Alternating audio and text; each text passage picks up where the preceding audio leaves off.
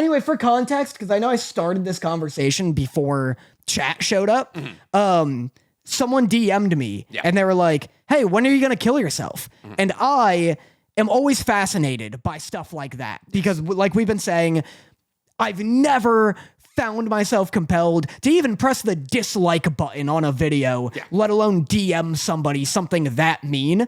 Especially considering that my videos are at worst annoying, you know? You're not like a fucking historically bad malfeasance on the planet. Like I get like political streamers of both sides. I get why people would get heated in their comments. Genocides or like the lack thereof. I'm like, the worst I've ever been is like incorrect about an anime. Yeah, exactly. It's like, I wish they kissed more in like this BL. But so anyway, he was like, when are you going to kill yourself? And then I, was like, hey, what part of my content made you this upset? And then we went back and forth a bit and he was just kind of like not giving me anything specific. And then I told him basically what I told you. I was like, I'm not defending myself. I'm just trying to understand the mindset of like DMing someone something so mean. Like it's so easy to just ignore a thing you don't like rather than go out of your way to be hateful. And then they go, I told you to do that because of one simple fact. If you have nothing to contribute to the world, don't, which is exactly what you're doing. Let me ask you, how many people have you actually helped? You make the same video over and over, get the same amount of likes because of mindless idiots suckling up to your balls and all your BS. Yet what do you actually do? Not a thing. So take yourself off the board. I've done things I'm not proud of, which is a crazy insert. Hey, writing your fucking monologue over to me like you're about to blow up a building in Oklahoma City is probably one of the things you should not be proud of. It's like what the Joker is texting on his way out of that hospital before detonating it. He thinks he feels like right now, that scene where Light gets the death book, he's like ripping through it. That's what this kid feels like right now. And he goes, I've done stuff I'm not proud of and things I'm extremely proud of because they didn't benefit me in some hollow attempt for validation. You're just like me, except I ain't lying about what I am. I'm a miserable person, but at least I've made a difference. You make a YouTube short and suddenly you think you're a paragon of what? Happiness? Togetherness? Don't make me laugh. You're a fraud. And the fact that you act so proper when all you want to do is tell me right back to kill myself is why this is happening. You're a product, buddy. Just not one people need.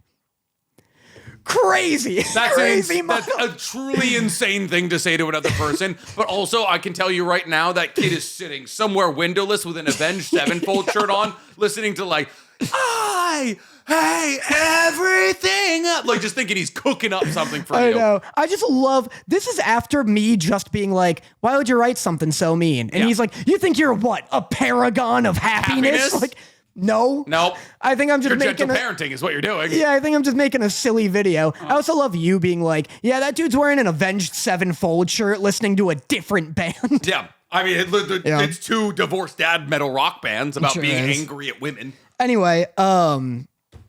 Hey, how welcome we doing? To the podcast. You wanna know what's going on in my DMs right now? Oh yeah. Let's see. You got overly horny one night and posted a picture of us pregnant. I didn't make that. Oh, somebody in our Discord made that for us, and so I decided, hey, sure. Their artwork should be spread amongst the masses. My bad. Okay. Oh, I got a long one. Okay. Or was that from you putting your water bottle down? Oh, I thought we were doing Earthquake right now. Acknowledging the true reason that Sasuke left the village, LOL. It wasn't because Naruto had caught up to him. That only wounded his ego and further proved that he was going. Is the table shaking? Are you shaking? I might be shaking. I don't know. There's an earthquake going on right now. Not. I'm not entirely sure if we're not experiencing our second odd earthquake. I'm waiting for this light fixture to just crash. You know what? Most of these are just about Sasuke, if we're being real. I was waiting for the end of that, like after a long, like respectful analysis for him to be like, but also kill yourself. Yeah, like stick that in your ass and smoke it, fucker. Yeah, and you're like, all right, you got me. But yeah, that's what it is being a content creator. It doesn't matter what you talk about. Somebody out there's going to ask you to kill yourself. Yeah, somebody thinks you're trying to be God for some reason. I mean, I am, but you give me a shot. I think I'd do a better job, personally. First new commandment. As God? Yeah, if you had to drop a new commandment, what would it be? 6'3" and up, dead immediately. Oh, height? Yeah. I thought you were like ages 6 and up dead. Oh, dead immediately. Yeah, dude, we're doing War of the Pigs or Bay of the Pigs or Island of Pigs. I don't remember the one. Lord of the Flies? Lord of the Flies. That's what we're doing. I got it mixed up with Bay of Pigs. Anyways, 6'3" and up, too many resources. Okay. Sorry, you eat too much. Give me one more commandment because I like this train of thought. Okay. Give me your Humans can top drink 5 salt water now. commandments. That's good. That's not a commandment. Okay, so it's got to If be. you're like, hey, I command you all to drink salt water. I think we would adapt. Fish do it. Just do a little bit every day. Yeah. Do a little bit every day, and then your kids will be able to take like a shot glass of it every single day. By the time we're like 10 years down, 1,000 years down the line. That's just a martini. Just a Anybody with briny spray can, martini. dead immediately. Anyone with a spray tan? Dead immediately. Anyone with a natural tan also dies pretty quick, though. Oh, true. Very true. What else? What else are we doing here? I feel like I'm just doing a lot of execution rules, unfortunately. I feel like I should do. These aren't commandments. Yeah, you're right. It's like attitudes, right? Like, do not do this. Do not do this. Man. Yours are die if you do this. Yours are kill yourself if you make videos. Yeah, exactly. Yeah, if you think you're a paragon of happiness, death immediately. I like to. Can you imagine if doctors just came out one day and were like, by the way, sip of salt water a day. That'll keep us away. I'd do it. Yeah. I do a little bit of salt water a day. I go surfing sometimes. I feel like I've probably consumed more salt water than most people. I'll be honest, I don't think I'd do a sip of salt water a day. No, you definitely don't. Why would you? No, but I mean, I wouldn't, even if they were like, it's healthy. Why? It's just gross. It's not. It's kind of fun. It's I like salt. I'm not saying scoop it out of the ocean. What do you mean? You're like, that was a blast? I'm not saying but it's like it's spicy water, you know? It's not like Salty water. You're right. You don't even like seltzers though. No, I don't. You I don't like the bubbles. They hurt. Fuck, I forgot to pull your smoothie out of the freezer. I still have it. Do you want it? No, I was gonna give it to you. You're the fucking one you sent to my house. Danny hit me up about a week ago because we get treatums here sometimes, and so Danny texted me. He was like, "Hey, by the way, there's two boba outside of your house." I was like, by the way, there's a milkshake outside of your house, and then Nick responds, 2? Yep, there was I 2 didn't tell you because Danny was ordering himself a strawberry Oreo milkshake at 11 p.m. Shout out to Sarah. She got the exact order I would have gotten. Yeah. So I drank hers, but I was like, I'm not going to drink this 24-ounce fucking milkshake on a Tuesday night at 11 because I'm a fucking adult. Dude, it was stressful too because I still wanted the treat, and I had like 3 minutes before they closed. Yep. So then I had to like rush over to the one by me and dash it again. Oh, it's what a nightmare. Drink it, it's good. I can probably have like 3 ounces of a milkshake nowadays before I'm like, I am shitting currently. My body simply does not bang with milkshakes anymore. All right, final commandment, because I still like this segment. Fuck, final commandment. A real one. I want to do a real one. Man, it's got to be something about like I don't want to do another death one, but like Don't. None of them are death if you ones. send me an AI message and it's like an AI photo and you're like, isn't this cool? Death immediately. If you fall for AI, I think it should that should be like, you know how we like test robots to see if they can feel love? Yeah. We should have a human, like a test for humans. Like, oh, once you get started tricked by AI. That'd be funny if you know the thing where it's like you're entering a website and it's like testing to see if you're a human and it's like, oh, click the 2 letters that are the same letter. Yeah. Be funny if they start getting really hard and it's like, is this something? They are getting harder. Is this something Obama actually said? And you're like, That's it. All if I'm being 100% real, the other ones are all fake. All information has to be verified. Like literally all information has to be peer reviewed. Yeah. That's it. I'm down. There's so much like the amount of people that send me just like half baked like things on TikTok and they're like, oh, I heard this on TikTok. I'm like, I'm gonna choke you until your eyes pop out of your head.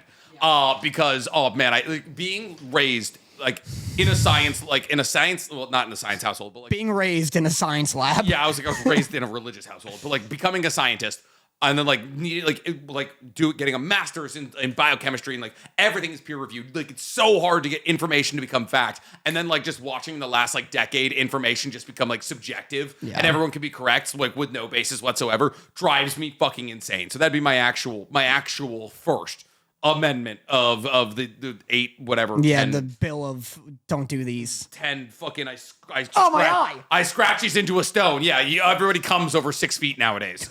Yeah, that'll make you think about pulling out. Anyways, a lot of anime to talk about. Yeah. That was a hard transition. Well, I'm trying my hardest here. A lot of anime, always, all the time. I watched The Last of Us also, episodes 2 and 3. About goddamn time. 2 and 3. Okay. Did you watch it with Sarah? Of course. Did you play the games? Hey everyone, the boys are going to be diving pretty deep into The Last of Us and discussing spoilers for the latest episodes as well as the upcoming episodes. If you haven't watched the most recent episodes or played the second game and have any interest at all in watching the show, I highly suggest skipping this section. They will be talking about major plot points. Timestamps will be in the description, skip over it. She knew what was gonna happen. She knew it was coming. Why? Yeah, because like dude, when we were at Universal the other day. Oh no, I forgot. No, Danny, I suppressed this memory. No. We were at Universal the other day. Nick was invited. For Universal Fan Fest. For Universal Fan Fest, Nick was invited. I was his +1. Thank you. Of course. And I love being a +1. I love not having to post a damn thing. The way I posted 3 stories and I was like, that's enough. Just seeing everybody being like, I got to get a picture with this. And I'm like, I don't have to be here. They don't know I'm here. I'm not entirely sure I needed to post anything if we're being real. Yeah.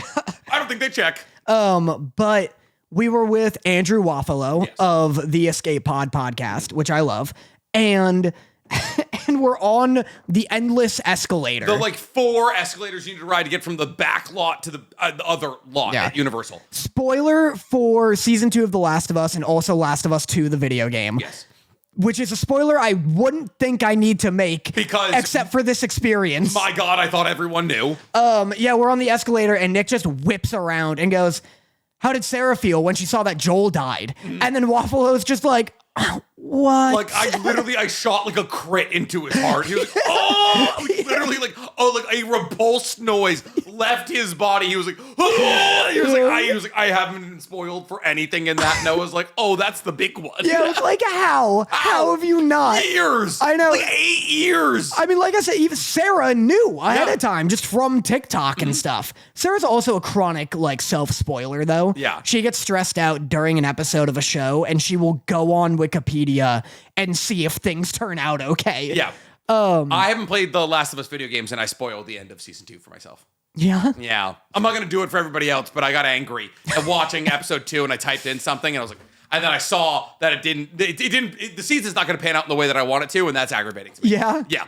How'd you feel about episode 2? Episode 2, I mean, it's great. Yeah. Like I said, I told you last week where I was like, oh, I don't think this is the right actress to be playing Abby. Not big enough. I think she just simply isn't big enough. She doesn't carry the physical intimidation factor. Incredibly talented actress, but just doesn't carry the physical intimidation level that Abby should have. It should be a reflection of how much work she's done, all this kind of thing. That being said, the episode itself, I think that might have been the most expensive episode of television maybe ever. I'd buy it. That was so... You know what's crazy? Mm-hmm. None of the Battle of Jackson is in the game. Really? So it didn't need to be the most expensive episode That's ever.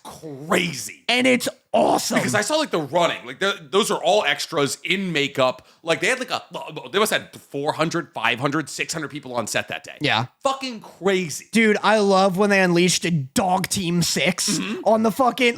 I love Tommy for some reason just being the point man in every line of defense. Yeah. He's on the wall, he's commanding orders, they get through the wall, he's the first one with a flamethrower. He's the only one left with the flamethrower. Yeah, and then he's the one letting the dogs out of the cages. Yeah. Tommy's a fucking real His one. wife who lets the dogs out of cages? Oh, maybe Yeah. they run past him. Yeah. But the dogs were sick. That battle was so fucking cool. And I think this is my conspiracy theory. Okay. I think they added that battle because they were people are going to be so mad about the Joel thing. We need them to be this episode is hype otherwise. Yeah. Other than the Joel That's bit. really not in the show at all. It's not in the game at all. You see it, but do you hear it happening? Or? No, it doesn't happen. Jackson's not attacked. Holy shit. Dude, I mean, they do figure it, they get that shit figured out. Yeah, they pretty get it quickly. fixed. Yeah. I wonder if it's to add a 3-month time skip. Because in the game, Ellie just leaves immediately. The next week or the next day even after Joel dies. Yeah. Ellie leaves to go find him. Yeah. And doesn't Tommy leave as well? So that's the thing. Yeah. Episode 3 is there are no similarities. Yeah. They change so much from the game. Which a lot of people are upset about. Yeah, I think I'm the only one who liked episode 3. Okay. Judging from TikTok. Okay. How'd you feel? I mean, I haven't played the video games, so I don't know. I have no preconceived notion about what story should be being told right now. But I have seen clips from the video game of like Tommy ripping through Seattle with a bolt action sniper rifle, like fucking like Operation Desert Storming some motherfuckers. And I want that. I think like Tommy's crash out should absolutely be a part of it. I get that he's like turning the other cheek and he's like trying to be like, oh, look, he's trying to help Ellie like get like 16 or so people to go, which was an insanely high number to begin with. Yeah, it's a lot. I was like, I would also have voted no on the send 5 people maybe. Yeah. I'm biased because I know that like it's gonna work with 2 people. Yeah. Or like I don't know how it ends yet. I'm playing through The Last of Us right now. How much they're changing it. Like, with how much they're changing the story, it could objectively end differently. Yeah, but it's like the fact that like my video game brain is like, well, the mission, like you could do this mission with 2 people. Yeah. Because I know that they do it with 2. Because I'm one of them, and I'm a fucking problem. Yeah, so it's like, I'm like, yeah, 16, like, you're asking a lot. Like, a lot. Ellie should have been like, but I'm willing to negotiate the number of people. I'd knock it down to, dude, a 4. A squad of 4. Give me Tommy and unfortunately, the guy who took friendly fire. Yeah, Seth. How about Seth making a fucking come around here? Dude, from homophobic to angry to father figure, maybe? Seth's so funny to me. I wanted a scene where he like is just out there like with a pile of sandwiches and he just is unloading slur after slur and each one he hands a sandwich. Like he pays for them. He makes fucking great steak sandwiches. He can call me whatever he wants if we're being real. Yeah, I'd love if Ellie, like, when they leave, like, Dina's like, hey, it was real big of you to accept Seth's apology. And she's like, oh, I never cared. Yeah. I egg him on because I like those sandwiches. I just fucking love his sandwiches, dude. I brought you in front of him to kiss. Yeah. That was...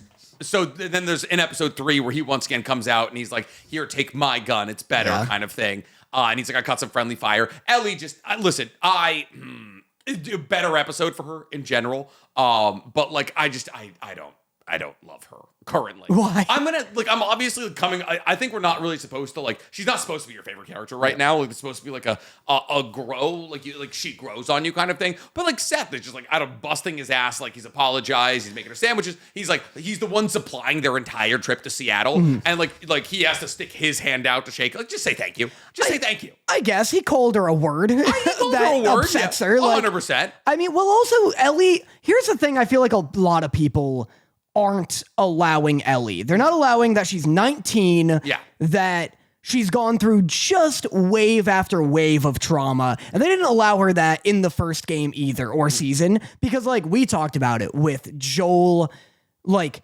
everyone is like, hey Ellie, get over it with Joel. Yeah. Joel's a sweetheart, he's the nicest guy, this and that. And it's like, we know that because we watched it and we were like in his shoes. Ellie was unconscious. First, Ellie was like brought to this commune where she thought like she was going to join this new big family with David and like, you know, everyone respects each other. Everyone loves each other. And then she finds out they're eating people. And then David tries to essay her. Yeah. And then immediately after, Joel brings her to this hospital. She goes unconscious. When she wakes up, Joel's being real weird about what happened. And she can tell he's lying to her. So, like, all of her experiences with adult, like, guardian figures have been weird and dangerous and unsafe. We know Joel, like, only wants the best for her, but, like, she doesn't. Like, she's a kid and went through a bunch of crazy shit. Counterpoint. Okay. I'm hearing you. I hate kids. Fair. And I'm not saying get on your hands and knees and like prostrate. Just a thank you. Just a simple thank you. Just one thank you. Well, hey Joel, thanks for fixing my guitar. I'm not saying go spend the rest of your life with him. Just like, oh well, that was sweet of you. Hey man, thanks for the gear. Yeah, but were you nice to your parent figures? By the time I turned 17, yes, I realized I was like, why am I being a dick to my mom? I literally like woke up one day and I was like, why am I being mean to my mother? And then I just stopped. Like I think literally my frontal lobe stopped growing. Just got over it.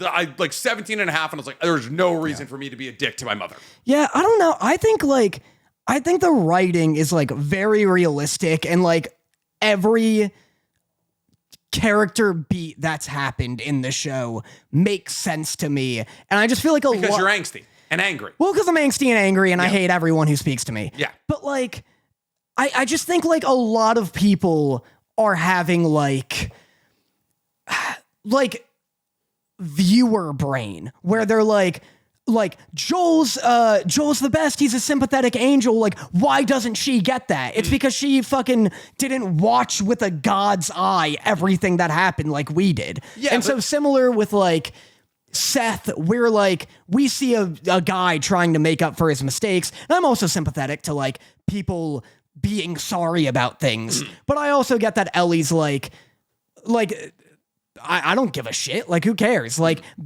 being like giving him the apology or like the acceptance he wants doesn't benefit me. It just makes him feel better. So who cares? Like, I get her angst. It's just such a, like, I don't know. Like, that's such a nihilistic way to approach it. Like, oh, only, like, me, like, acknowledging the good that this guy's trying to do and admittance of his own faults only benefits him. And then, like, if you take that approach to, like, oh, doing this only benefits that person, then you're not going to do anything. Yeah. Like, fucking anything that you're not, if I'm not shitting, sleeping, or eating, like, fucking everything else benefits some person in some other regard. Well, like I said, too, though, like, other than Tommy, Ellie has only had fucked experiences with like adult male figures because she considers what happened with Joel at the end of the first season like a fucked experience. And so, listen. Well, I'm just saying. But I'm not saying. I'll just thank you. That's it. Just one thank you. Yeah. Just I'm not saying. Oh wow, you're the best. You're forgiven. Just say thanks. Like I'll learn because like here's the thing. Like we're learning the lesson of like you didn't say thank you to Joel like when he was trying to be sweet to you at the end of his life. And I was like cool. You would think somebody who just lost this figure in their life who was like trying to be sweet to them and trying to mend a bridge. And like you like I missed out on that opportunity. Just that's why I say I love you to my mother every time I hang up the phone. You never know. Never end on a bad note. Yeah, but has your mom ever called you a slur? 100%. What are you talking about? 100%. What do you want from me? Go like this. I'm not trying to air out Mama Connor's dirty laundry, but yeah, 100%. That's tough. Yeah, we've been in heated fights before. What's it called? But otherwise, I like the episode a lot. No one else seemed to. Here's people like, oh, Tommy went before Ellie. Well, there's that. People don't like Dina because in the game, she's like a lot more confident and open about like, I guess her sexuality. Like Dina is like an out and open bisexual. And I thought she was in this, but apparently her being like, I'm not gay, you are. I thought that was Dina being like, I'm bi, you're gay. But I guess Dina is like a closeted bisexual right now. Which I didn't pick up on, but how did you not pick up on that? I thought she was. It's because I knew from the game that she's bi. Like I thought Dina was already like confirmed and knew she was bi. She kissed Ellie, and then they were like, "Oh, you were so high when you kissed me," and then she was like, "I wasn't that high," and I was like, "Cool, she likes Ellie." I know it was me like being programmed from like already knowing what happens. Gotcha. But so people don't like that, and people like their relationship in the game is like instant. Like they are like fucking in the first hour. Dina and Ellie. Like actually fucking? Yeah. Like you like see them fucking? I remember they're not wearing pants. Wild. They're like in they're in that weed thing. Remember like in episode 2? The fucking gas station place. Yeah, so that's another change. In the game, Dina and Ellie end up in that weed place. Instead of Ellie and Jesse. Jesse, yeah. And in it, they have what I believe to be an outrageously cringy scene, but people like it. Okay. But they're just like flirting, and then they end up smoking, and then they end up like making out. I don't think they like fully have sex, but they like their clothes are off. Gotcha. But they just made Dina like more like insecure in her sexuality. Yeah, in the show, and it's to make it like a romance that like progresses and evolves.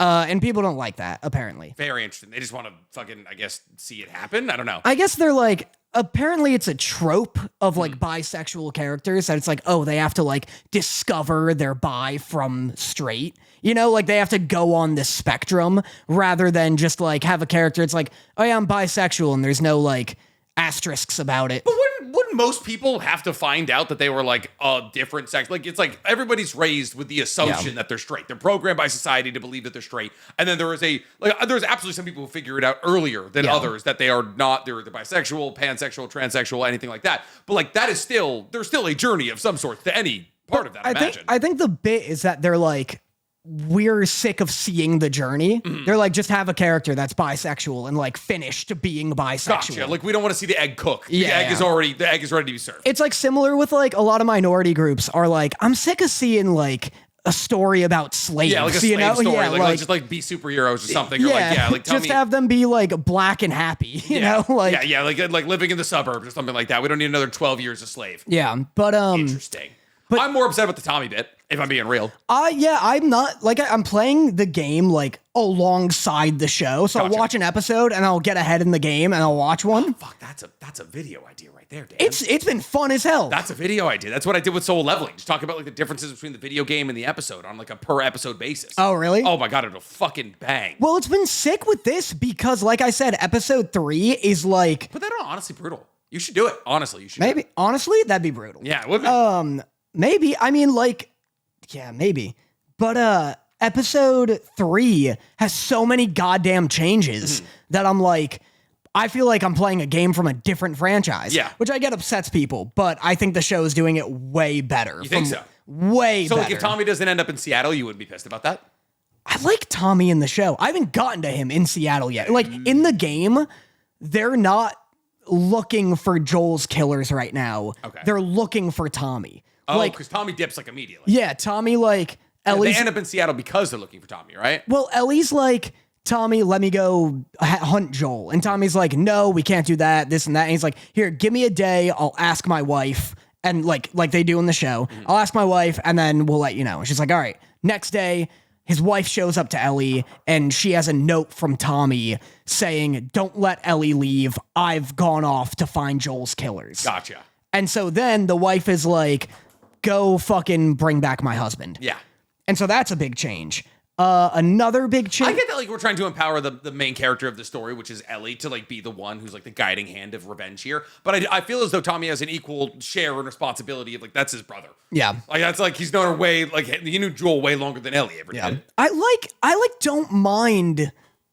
Again, I think a lot of people have like video game brain where they're like, not that this is a bad thing or a bad opinion, but where a lot of people are like, yeah, like Tommy should go fucking get revenge.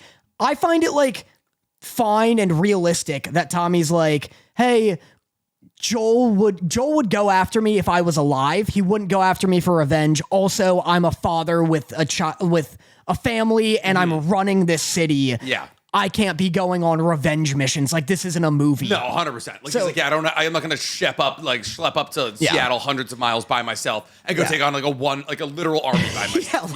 I buy it from him, and they gave him a lot more screen time that made it feel more like I liked him looking over Joel's corpse. That's not in the game. Yeah. Anything with the therapist isn't in the game, and I like her. People don't seem to like it. I don't know where, first off, I'm not understanding how anybody's paying her, but second off, in booze and weed. Dude, yeah, that's my thing. They're like, oh, we don't have the resources to send 16 people to fucking, we don't have the resources to send 16 people to Seattle. Meanwhile, Gail's getting stoned and drunk in left field of a fucking Little League game, and we don't have the resources to send people to Seattle? What? I love how Gail's like shortstop in that Little League Look, she's game. just sitting like 10 feet out of the infield, getting fucking ham-skied on I forget what they call the when you make whalers. Moonshine? No, they're beers, but when they come in a big bottle, they're called It looks like a Modelo. Yeah, it's like she's like uncorking beers, just having a great time. Like, we have resources. There was a line where she was like, I used to have seasons tickets to like this fucking team.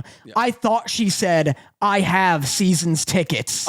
To like the Little League team. And I was like, you guys are charging for these games? Apparently they're charging for everything. Yeah, I guess so. But anyway, I'm loving it a lot. I really enjoyed it. I'd say probably one of the things I look forward to every week. Yeah. Like most. I would say I kept it until the last thing I watched this week because I was like, I probably will enjoy The Last of Us more than anything. And I do. I like Dina's character. I'm liking Ellie's character more. I think she's on I'm not saying that I dislike Ellie as a character. I'm saying I dislike her right now. Yeah. And I think that you're supposed to. I think this is the entire season is supposed to be a Ellie revenge tour kind of thing. Like goes from ungrateful to appreciating Joel's life in episode 3 and then going to avenging him in her own special way.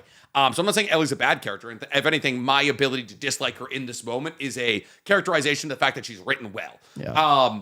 So I look forward to the last episode every single week. When this episode finished, I was like, "Fuck, I want another episode." Yeah, because I want to see Ellie and Dina just fucking piecing people up. Yeah, I think next episode is gonna be crazy. Yeah.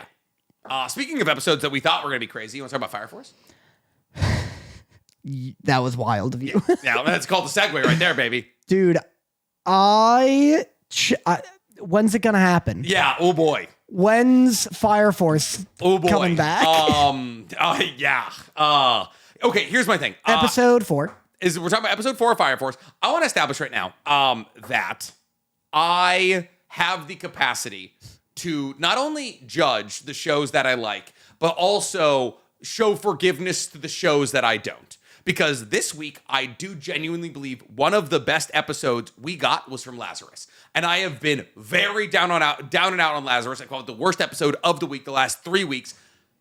This Lazarus episode was probably second best episode of the week. I very much enjoyed it. So I want to establish that I am not biased. I have the ability to talk about things I like from shows I dislike and things that I don't like from shows that I do like. I love Fire Force. Fuck me, are we not heading in the right direction? Yeah. Wow. Not a good episode. Not like fine, just objectively fine, but like they're using more CG than they used to. I didn't even notice. What was CG? The sputter and flare, the shield. Well, metal, like vehicles and metal stuff is typically CG, but yeah. It's just, and then like, man, listen, there's so much standing in this fight. There's so much standing. Yeah. It's so much, the moment when they decide to melt iron on Tamaki's ass furnace. Yeah. And then. That was, oh no. All my notes, please. Come back. Okay, I got him back. Go on. So big for you. Jesus Christ. Anyways, so when they were just cooking up Tamaki's ass metal, which, you know. Yeah, I forgot about that. That was fun. It turned into an episode of Food Wars because they kept being like, we can't get it hot enough. Don't worry. If you do this, it'll get it hot enough. We just need this ingredient. We have this ball of thermite and 20 cans of condensed oxygen. Yeah. When he pulled out the cans of oxygen, I was like, what? I'm like learning to do this. Yeah. Like what? Yeah, I'm learning how to fucking make my at-home thermos or my at-home fucking furnace here. And so anyways, there's like 4 people trying to cook up metal on Tamaki's ass, and the redheaded girl whose name I'm currently spacing. I used to know. It's a J. Jill? Yeah, it's some like American ass name. I think it's like it's Jill adjacent. Yeah. So she's just up there looking like Ursula, just batting away golds or whatever her name is, all of her like bullets Ka-ching. and all that. Ka-ching. That was my one positive note. I said we got a cha-ching. We got a ka-ching. And then so yeah, it's just like 20 minutes of kind of stand fighting. Yeah. Everybody takes their pants off. It's a funny episode. It is a funny episode. You know what? I was wrong. That was my other positive note. I wrote nude calendar bit is one of the funniest jokes I've seen in an anime. Yeah, you live in the Nether, so you didn't know this. It sells really well. Dude, I loved when they took off their pants. I was like, oh, that's a funny image. Mm-hmm. And then she's just like, yeah, he's like, yeah, we do a nude calendar week every month. We're not ashamed. And then she's like, does that do well? Yeah. And he's like, it pays extremely well. We sell out, motherfucker. Yeah, I love her being like kind of interested. Yeah, they're just like, but new Hinawa has been like fucking overzealous, angry Captain Hinawa has been the best part of season 4. Yeah. Everything else has been like kind of severely lacking, unfortunately. Yeah, so they heat up the furnace. So basically they realize because Leaked is using his analytical goggles that all of, I believe her name is Gold's, ability is tied to her gold fucking gauntlet. She heats up a gold gauntlet which because makes it magnetic. When gold is heated, it turns magnetic. Which is the worst thermodynamic power one could ever. Oh, cool. Not only do I need some of the rarest element on Earth, I also only have power when I superheat it. Yeah. Stupid. Also, so they heat up a bunch of like steel or iron or whatever. Heat up a bunch of iron in Tamaki's ass. Yeah. And then for those of you who haven't seen it, Tamaki, who has 2 flame tails, does a tornado with her flame tails. Mind you, at this point, she's lost her pants. So it's kind of just straight, in Backroom Casting Couch where he always makes the girl bend over and then pull her underwear down slowly. Yeah, you know what I'm talking about. No, it's kind of just, what? It's kind of just that shot. What, you're not a big backroom casting couch guy? I don't know what that is. That's all I fucking watched from like ages. Sounds illegal. I want to say 15 to 19. That was my bag, dude. BRCC. Yeah. So it's basically just that shot where Tamaki's legs are out at like a 90-degree angle, and then it's just like up between into her taint area. Yeah. While she spins her flames around. Yeah, like she's miles tails per hour. Yes. Nice. Thanks. I see what you did there. And everybody else is just throwing iron into her newly made iron ass furnace, and then they're heating it up with condensed oxygen. Yeah. Well, and then my beef with it is then she's able to. What happened? Just a piece of Got a hair? Yeah. My beef with it is that then she's able to like form it into like a flaming ball of like molten iron. Yeah. And then she throws it at the villain, but not like directly at her head. No. Cause then I was like, they throw it at the gauntlet to like neutralize it. And I'm like, oh, okay, that makes sense. Like they're gonna take her down peacefully. And they just shoot her in the skull. And then they just shoot her in the fucking, they're like, hey, she's got the perfect marker from a bullet in her forehead. Yeah, they just and then shoot her. just fucking executes her. She shoots her in the face. I was like, hey, if you're gonna go through all this trouble, just cover her in molten iron. High heat resistance. She's a third generation. I guess so. Yeah. Low bullet resistance. Real low bullet resistance. Well, and then, oh my God, speaking of this being a stand fight, Yeah. because then they kill her, and then another guy's like, welp, I'm up. And I literally was like, oh, Yeah. don't be up. Yeah, Like, I was like, I don't need more from this crew. it's like a Pokemon fight. Yeah. Like, and then thankfully Arthur like deals with it real fast. Mm-hmm. Yeah, and then it's just a bunch of standing on the roof too. Yeah. It's crazy that they were like, Lieutenant Burns or Captain Burns or whatever has this ability and he's doing this. Let's do nothing about that. Yeah. Because then they just put the bug in whatever his name is. Yeah. Obi. Captain Obi. Obi. Yeah. They're not like adapting around the manga. Like they're adapting the manga on almost what seems to be a panel by panel basis. They're not filling in the gaps. Like there's no, like it's just all of the story beats of the manga. And because of that, it's just like a lot of standing and dialogue because that's what manga is. Well, we talked about it and got flamed about it on TikTok where we were talking about anime that elevates the manga versus anime that I feel like worsens or is like a lesser adaptation than the manga. Yeah. And Fire Force was our like premier example of like elevating, of an anime that absolutely elevates the manga. This just feels like it's doing the manga. Exactly. This feels like MHA. Like it feels like, oh, I'm getting a beat for beat of everything that happens in the manga here. And that's not what the show has been about for a long time. It's added a lot of like supplementary scenes. The sound design is always like masterful. Like there's like really, I mean, there's still very good voice acting. But yeah, man, I am not loving it. And like the problem is, like it's not like, oh, I've grown out of Fire Force. I just rewatched Fire Force. I loved it. Yeah. It's awesome. Yeah. It's so good. Here's what I'm hoping. Because we're like, all right, the fights have started. Yeah. So ideally the animation should kick in. That was the least important fight of the upcoming fight. That's what I'm hoping. Because really, if you think about it, if you gave this like JJK's budget, they're still just standing. Yeah. Like it's still just a long range wait and stand fight. Yeah. Which is it like it's just a poorly written fight. Yeah. Because it's a ton of her just letting them do a bunch of shit. And it's a ton of analyzing her gauntlet while she's just like, I just can't get around Ursula here. Like when they're cooking the stuff. Yeah. Yeah, I guess she's trying to get past Ursula. So yeah. But yeah, but still, it's lazy. Yeah. It's lazy, and it's like I'm not seeing them fight. There's no interesting. Like she's just like, oh, I've analyzed your magnetic tentacles. And it's like, oh, cool, convenient that fucking whatever her name is, Jill Joy, I forget her name, is like has a magnetic ability as well. Because otherwise, how would we stop her? And it's like, cool, I guess that works for this, but like, so yeah, who gives a shit? I am hoping that like the next fights will still kind of kick into gear. Yeah. Anyway. Speaking of things that we're changing our tune on, though, you want to talk about Lazarus? Speaking of things you're changing your tune on. Oh. What made this the best episode of the week? The second best episode of the week? I really enjoyed this episode. It's fun. My biggest complaint from Lazarus this entire time is that the first 3 episodes are almost entirely devoid of emotion. And it's guys going, it's dudes and ladies going places, doing things, and there's no opportunity for any of these characters to shine in any meaningful capacity that isn't parkour related. Until this episode I got no personality beats from any of the 4 characters. But this character I felt like this episode was very full with personality.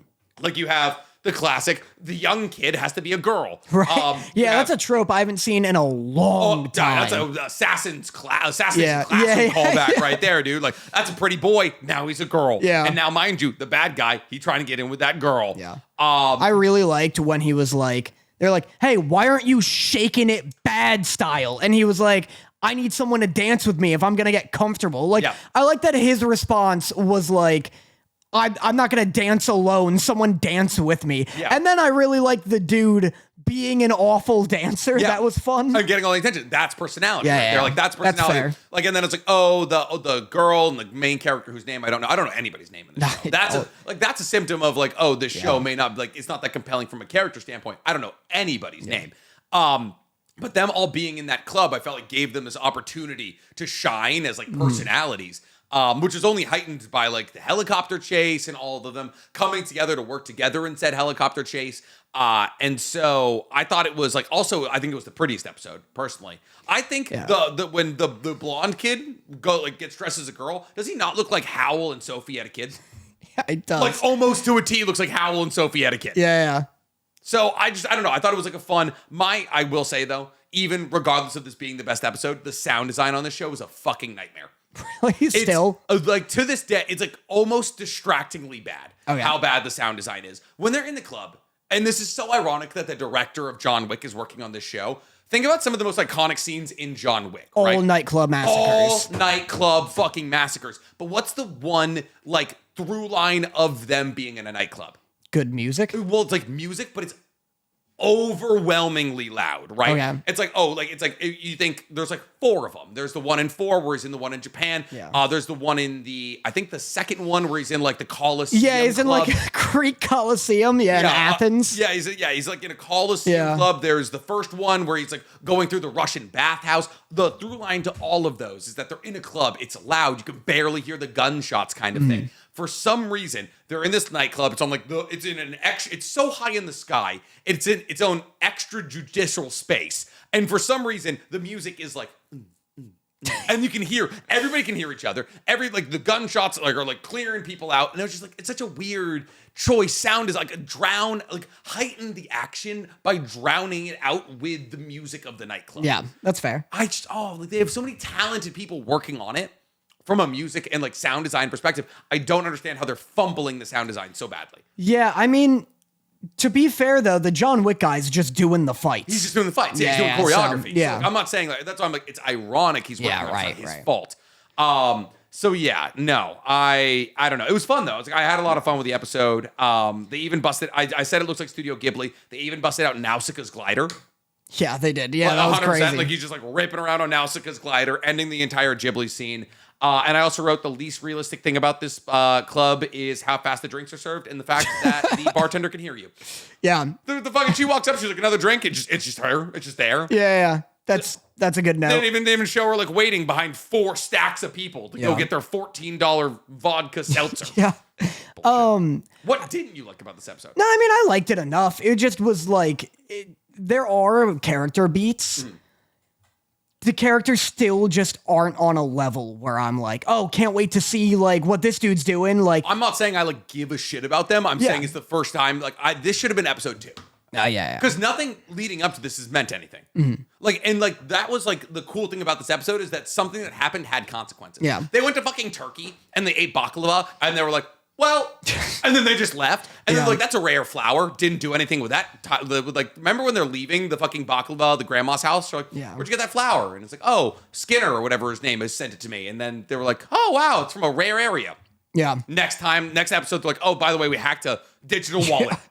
Fuck are we doing? Well, they called it Yeah, I wrote, this opening is incredible. The opening scene was awesome. It was a weird, artsy thing talking about how, like, why the youth has gotten into the drug and how it's like like essentially an antidepressant. Yeah. And it's just really well done. It's really cool. I wrote, someone goes, "What's a hidden wallet?" And then I wrote, "It means he shoved it up his ass." Nice, got him. Thanks. Dude meowing at the cat is the most relatable anime character in history. Oh, the fucking patrolman outside? Yeah. There's a dude, just a security guard standing outside, and a cat like falls off a roof and jumps on his head. And then when it jumps off him, he's like, meow, meow, meow, meow, meow. It's like, that's good. Just gotta tell him you're upset with him in his language. At one point, so they're infiltrating this nightclub, and this DJ is there. I forget what his name was. I knew it like a second ago. Or some shit. Like Viscous. Infinity or something like that. Yeah. Visionary. Visionary, yeah. And someone goes to Axel, the main character. They're like, "You've never heard of this DJ?" And wanted him to whip around and be like, "I'm serving 88 life sentences." The only people I care about are people who build prisons. Yeah. But no, I mean, I was just the same amount of like sedated as I was the last 4 weeks of the show, which is to say pretty bored. I think I very purposely watched this show pretty early on, and like I sat down for I think what ended up being close to 4.5 hours yesterday and watched all of the episodes because we're watching everything under the fucking sun. I still can't manage to watch Yaiba. I never have time. I simply will never get around to Yaiba. I apologize to all the big Yaiba heads out there. But yeah, no, I was like, oh, this should have been episode 2 because I like that it ended with them being like, oh, well, we didn't find anything about like the guy, but we did find that this like pharmaceutical company had knowledge that this was going to happen. So now we have to investigate the pharmaceutical company. Yeah. Like I like that like an action had a consequence in this episode on top of there being like personality. Right. That was what like because like and that seems like the lowest bar like of all time. Movement finally. Yeah, that felt like the lowest bar of all time, but that's because like all the other episodes objectively haven't accomplished that. Yeah. Cool. All right, Devil May Cry. Sure. We get to see young. This episode 4. Episode 4 of Devil May Cry. Of everything. We get to see young Dante and young Verge. Okay. Is that big for you? That's just fun. Another anime or show where I haven't played the video games. Oh, I just mean like not that it's crazy. It was just what happened in the episode. Like I liked their little backstory. I liked that the entire episode was basically just Judge Dredd, the live action movie. Like it was just like, hey, by the way, you're locked in a fucking high rise with demons. Yeah. Really cool episode. I guess they're trying to like get the trigger, like he's the trigger for the fucking like he's the decoder or something. I really liked in this episode the dialogue about the fact that Sparta was a selfish hero. Yeah. Like I like the fact that there's like demons trapped in the demon world. Like I actually kind of like found myself sympathizing with the bunny guy because he was like Sparta might have closed the door, but he closed the door. Like he identified that there was a bloodthirsty tyrant, and then he closed the door and put himself on the other side, and he locked us in with him. Yeah. That's fucking cool. That is really cool. I've really liked all the lore and plot stuff. I really like the story of this show. Yeah. And I alluded to in past weeks that like a lot of the discourse I've seen on TikTok is people don't like that this show makes the demons sympathetic. Oh. And we'll get into it more as the show progresses because I don't want to get too like potentially spoilery. But like, I mean, this is a big episode about the demons being sympathetic, though. Yeah. Well, it's like they don't like that it like apparently it like evolves into just like a blatant like America versus immigrants story. Gotcha. Okay. With like Dick Cheney being one of the characters and like and talking about like how God is like fucking like guiding Dante's hand. Yeah, exactly. And so like we're only on episode 4, so we don't know like fully about that. But it's also like this is the discourse around The Last of Us and Devil May Cry has both been so weird because on one hand, when The Last of Us 2 came out, 95% of people hated it. Yeah. And then now when the show is out and changing stuff, you have all these people frustratingly coming out and being like, why are they changing shit? Why are they changing the thing I hated? Yeah. So that's annoying. And then Devil May Cry's been weird because the games are so just about the action. And obviously, is there I'm assuming there's a story. There's a plot, but it's like, what's like an equivalent? Like, I don't know. It's like, I don't want to say it's not a game you'd play for the story. Because anyone who likes anything is going to be like, oh, like the story's great because I love it and this and that. Like there are people who love the story.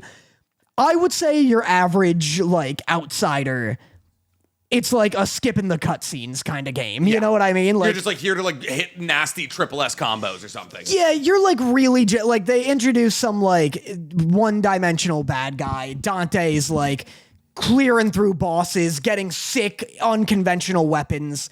And then you kill the bad guy. And then there is like, you know, there's stuff about his past and there's stuff about this and that, but it's all like Metal Gear Solid. it's no.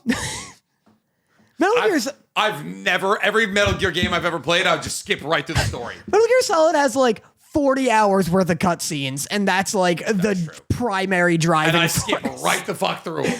It's just like it's like Diablo. Yeah. You know, like it's a popcorn kind of game where like there's a story, but you're not there for You're it. here to run through dungeons. Yeah, exactly. Interesting. It's like Probably doesn't help that I've only ever played Metal Gear Solid 5.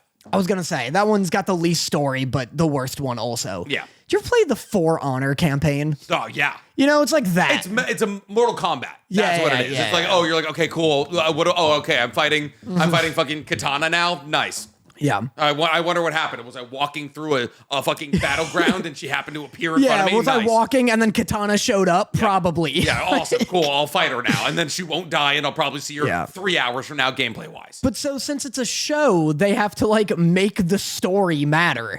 And so I can't tell if it's just people, because I've seen comments be like, why are they going so try hard on the story? Like, it's a show. You're not playing. Yeah. You need, like if you're watching something, it needs to be interesting. Yeah, but at the same time, like, I've also been on the receiving end of being like, hey, stop changing the thing I liked. Like, I watched the Borderlands movie, and it's just a fucking mess. But to me, that's different.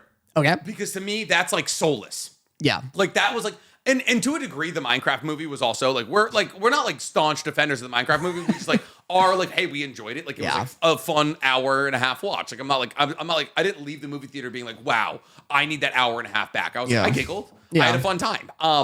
I think the Minecraft movie and the Borderlands movie and like the Assassin's Creed's movies, Dragon Ball Evolution, those are soulless cash-ins. Yeah. Those are like kind of like what Marvel is doing over the last decade or so, where they're like, look, it's that name you love. Look, it's that thing you love. Look, they made the joke about the butt again. Like those are soulless cash-ins off like existing IP.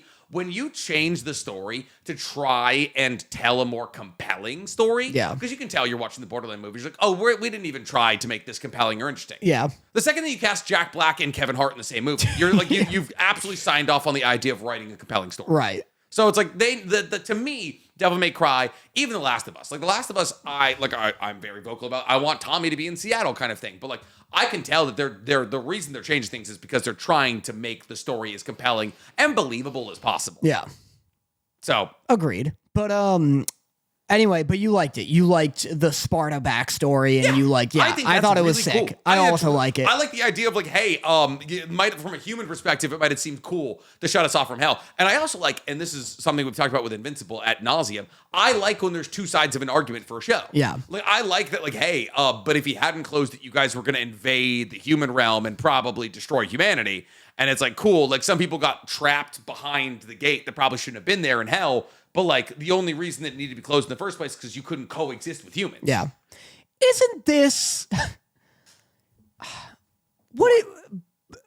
Are you saying it's a thinly veiled allegory for immigration? Isn't it? Because it is, objectively. What was it called? I thought there was a name for it. When Britain came and they were like, all right, here's what the countries look like now. In India. Are you talking about like the Silk Road? Is that like the East Indian Trading Company? Or what are we doing? The Sikhs? The Sikhs? You know the Sikhs? I mean, I understand what the Sikhs are, yes. Where Britain, there was like a war going on. I saw a movie about it and I studied that movie. This is like one of those 1800s ass wars. I know. No, it's like 19. Help? India? You mean where Britain fucked shit up? Yeah, but specifically the one where I was thinking. I mean, Britain definitely fucked India up. Well, that's what happened. Like everyone's just saying colonialization, the genocide ? There was an instance no one like take a history test after listening to me Can ever. I give you something better here? No. Okay. There was an instance where Britain was like, there was a war going on and Britain came in and like helped. But then they were like, all right, here's what we're going to do. We're just going to redraw the lines of all of the borders. And then some people ended up on the wrong sides of those borders. Uh-huh. And then that resulted in a lot of religious warring. Can I give you just like a substantially more prevalent? And Okay. It's just what the entire UN did to Israel, like when we made Israel exist in Gotcha. like the 40s after World War II.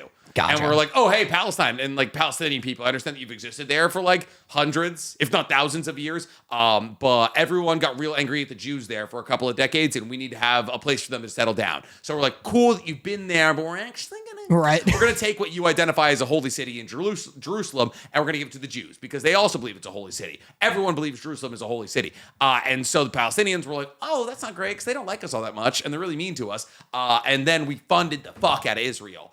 And so we just separated, we just drew a new line in an existing thing called the Gaza Strip.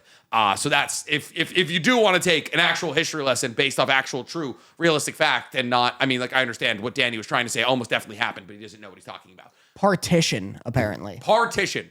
That works. Yeah, Why well- not? The thing in limousines. That thing. There's also like, apartheid would be another example, or like Yeah, the but- Rwandan genocide would be another good example. I know, but I don't know enough about those. Yeah, you should watch Hotel Rwanda. Real unlike- light watch. Unlike the thing I described, which I clearly know Which a you lot are about. a fountain of knowledge on. Anyway. But it is definitely a thinly veiled, Yeah. like talk about like, immigration. Yeah. And it's like, oh, well, like there's the argument to be made that like, oh, like we need to keep our country safe by like not allowing people to emigrate. Because Right. what if bad people immigrate? And then it's like, oh, well, like by closing our doors forever, we're locking the other people inside Right. with the people they don't want to be with. Yeah. So I think it's a really cool, like, and unfortunately, as we've said so often with like anime and comics, like touching on these like topics, it's not a one-to-one comparison. Yeah. Because like you can't be like, oh, well, if it worked for them in Devil May Cry, then keep the door closed. Like, keep our Right. country closed Right. off. And it's like, well, other countries aren't hell. Yeah. They're not hell filled with demons that can, like, flatten buildings. So it's like, it's not a one-to-one comparison fucking at all, actually. I just love the idea of like, it's like, well, it worked in Devil May Cry, Yeah. so I think it's gonna work. Well, Mexico's not hell full of demons. Yeah, so- Mexico doesn't have fucking 9-foot demons with energy swords, all right? They might have coke, they might have fentanyl, but it's not 9-foot demons. Yeah, my advisor Dante McStabs, he advised My me. advisor, Dick Cheney, but Yeah. the ripped, buff kind. Yeah. He's actually, I got him from Devil May Cry. Super cool. And when things get bad, I'll call on Travis Scott, and he'll come. That's world champion to you. World champion Travis Scott. Anyway, Good. So yes, Devil May Cry. Also, they said 2 millennia. They're like, oh, Sparta closed the gate 2 millennia ago. And then Dante was like, you think my dad's 200,000 years old? And then I was like expecting somebody to be like, Dante, dum-dum, that's 4,000 years. And then nobody did it. So I was like, they don't know what a millennia is. I was like, either they don't know what a millennia is. The joke is that nobody knows what a millennia is. Or the joke is that you do. No, the joke is that I do, or that like they fucking are gonna try and like change how long a millennia is. Like, Yeah. we're doing a Gulf of America thing here. God, this is a liberal show. I know. Trying to change what a millennia Yeah, if I is. can try to change how long I think a millennia is. Yeah. Christ. That's so funny. Speaking of millennia. All right. Well, that's everything on Devil May Cry. You want to talk about Windbreaker? Yeah. Okay. This was a cute one, huh? You're gonna feel. You're like the Grinch. Your heart is gonna double in size. Well, hold on. Oh, okay. Don't get too hasty, because my first note is get the fuck out of his house. Just kicking the door down for no goddamn reason. Breaking into his house. How long has Sakura actually known these guys? Like a couple weeks, right? Maybe a month. Maybe a month?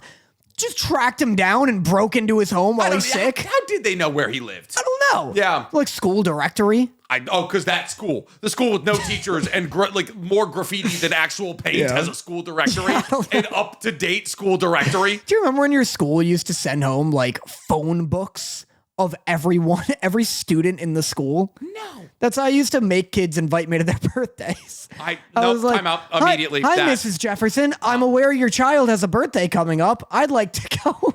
Just cold calling birthdays because I had no friends. What? That's the saddest thing I've ever fucking heard. That is, wait, so not only would you become aware that a child in your class had a birthday party. Yeah. So you would be like, oh, Timmy's got a birthday party. Great. I heard him talking about it. Yeah. And then you wouldn't go to Timmy. You go around Timmy. Of course. I go to the top. You would go to your phone book of your classmates, call their parents, and ask to go to their birthday party. Yeah. Man. And then guess who got cake? Oh, Danny, no wonder you didn't have friends. I'm assuming the reception was mild at best, you showing up, right? Like, It was confused at best. yeah, it was like, oh, and Danny, the kid you did not invite us here. Yeah. Man, if I ever get a phone call from my child's like classmate being like, can I come to your birthday? I think I'm hitting them with a flat no, or I'm like, hey, my son can answer that for you. I was so the kid where like they're all having fun and then someone's like, hey, is that Danny Motta? And I'm just like fisting cake and I'm like, you're supposed to invite everyone in the class. Like, maybe that guy DMing you was right. Maybe it's been too long for me. Yeah, maybe it has been too long. Maybe you're not bringing anything at this point. I just want to get invited to a party. Have you tried being funny and or compassionate about things? I have. It gets me death threats in my DMs. Why were you not being invited? I was invited to plenty of birthday parties. Yeah, well, you know. What were you doing wrong? How were you fumbling these interactions? Were you too small? Were you bad at dodgeball? Is that what it was? I was both of those things for sure. I was bad at every sport. I used to wear jeans in baseball. Yeah, but a baseball top. Why? I don't know. Poor? Well, no, mostly just like edgy and dumb. Yeah, okay, yeah, no, I'm on their side. You don't need baseball pants to enact the absolute dandelion genocide that I was enacting in center field. So you're telling the story through rose-colored glasses. Basically, you were the kid in jeans who they threw out in left field who just spent, I don't know, an hour kicking the fuck out of the ground. Just decapitated. Out there, and they're like, yeah, Danny's not coming to my fucking water country birthday party tomorrow. Yeah, that was me. Look, in school, I was like friends in a lot of like friend groups, but I had no best friends. So like in school, I was bouncing around a bunch. Yeah. People loved me. Like I had a bunch of like in school friends. No one invited me to shit. Crazy. Yeah. I had no friends outside of school. You were literally a coworker. You were a school coworker. And that's how you get nominated and won. That's how you get one for best sense of humor, both 8th grade and senior year of high school. You know what I got in terms of superlatives? Why is this guy at my birthday? Oh, wait, that was a me. Yeah, nothing, actually. I got nothing? I got no superlatives. That's tough. Yeah, I had a best friend. I don't know. Things went wrong. I also wasn't popular. Jesus. Now I'm looking back and I know I was kind of in the same situation where I was in all the friend groups, but I got invited to everything because of that. But That's then sick. I also, man, did I not crush it with girls until I hit college. Something clicked. Yeah. I think I was like, I stopped being mean to them. I think that was that'll do it. I was like, I just gotta start being mean. And when I was mean, man, there. Yeah. No, actually, in reality, it was like stop texting them back, and then I just started getting laid. Stop being needy. I was literally just stop texting girls back, and I just was just rolling in it. That's a mix of drowning and rolling. Good lessons. Unfortunately, when you're 18, that is a good lesson. That works, yeah. If you want to get laid as a dude when you're 18, don't want it. That's how it works. I don't know. Like, be funny and don't want it, and then it just happens. Oh, man. I wish it wasn't, because boy, oh boy, was I giving... Boy, oh boy, did you want it. Boy, oh boy, was I giving girls attention, and it was not translating to dip. I know. dog. I've also been in conversations where this has turned into the most toxic podcast. I'm not saying as an adult do that. Like, you grow out of it, because girls grow out of it. It's a very high school and college thing where I've been, like, driving girls to a concert I wasn't invited for no money. But, like, we're, like, me and my buddy Austin... How about that? Dropping a girl off at a concert. And picking them up. Hours later. How about that? Oh, how about can I that? hit you with one as well? Can I see your vulnerability and throw one right back at you? Yeah. I went to a party once, hooked up with a girl. Yeah. Gave her. That's already better than my Gave story. her the best. Oh, buddy, it gets worse. Gave her the best. I'm gonna say 52% hard penis she's ever had in her life. Barely could get it into a condom. Specific. Got a note back a couple days later that she rated it a C+. And so I thought passing grade. And so I visited her at work for the next, I'm going to say 2 weeks, brought her a smoothie every day. Every time the response was basically, oh, wow. Thanks. And I was like, she's loving this. Yeah, buddy. That's tough. And that was 17. Tough. So 18 is where I realized we're not doing that anymore. Yeah. This is really unlocking some like simp ass memories. Oh, I didn't remember that me and my buddy used to drop girls off at concerts an hour away from our house and then go to Cabela's hunting range with a laptop and then watch shows because they had a little sitting area in that mall. We'd watch shows for like 3 hours. So you and a buddy would do this together? Oh yeah. And we got paid nothing. They were seeing like Drake. We dropped them off at like a Drake and just with all the way cooler dudes. And then we pick them up and we'd be like, how'd it go? And they're like, oh, I absolutely fucked Will Simon on the grass. Yeah, they're like, oh my God, dude, I was grinding every dude that was there. And you're like, that's good. Yeah. That's good, honey. A girl threw up in his truck on the way back because she was so drunk. And then didn't help clean it up because we were like, we got it.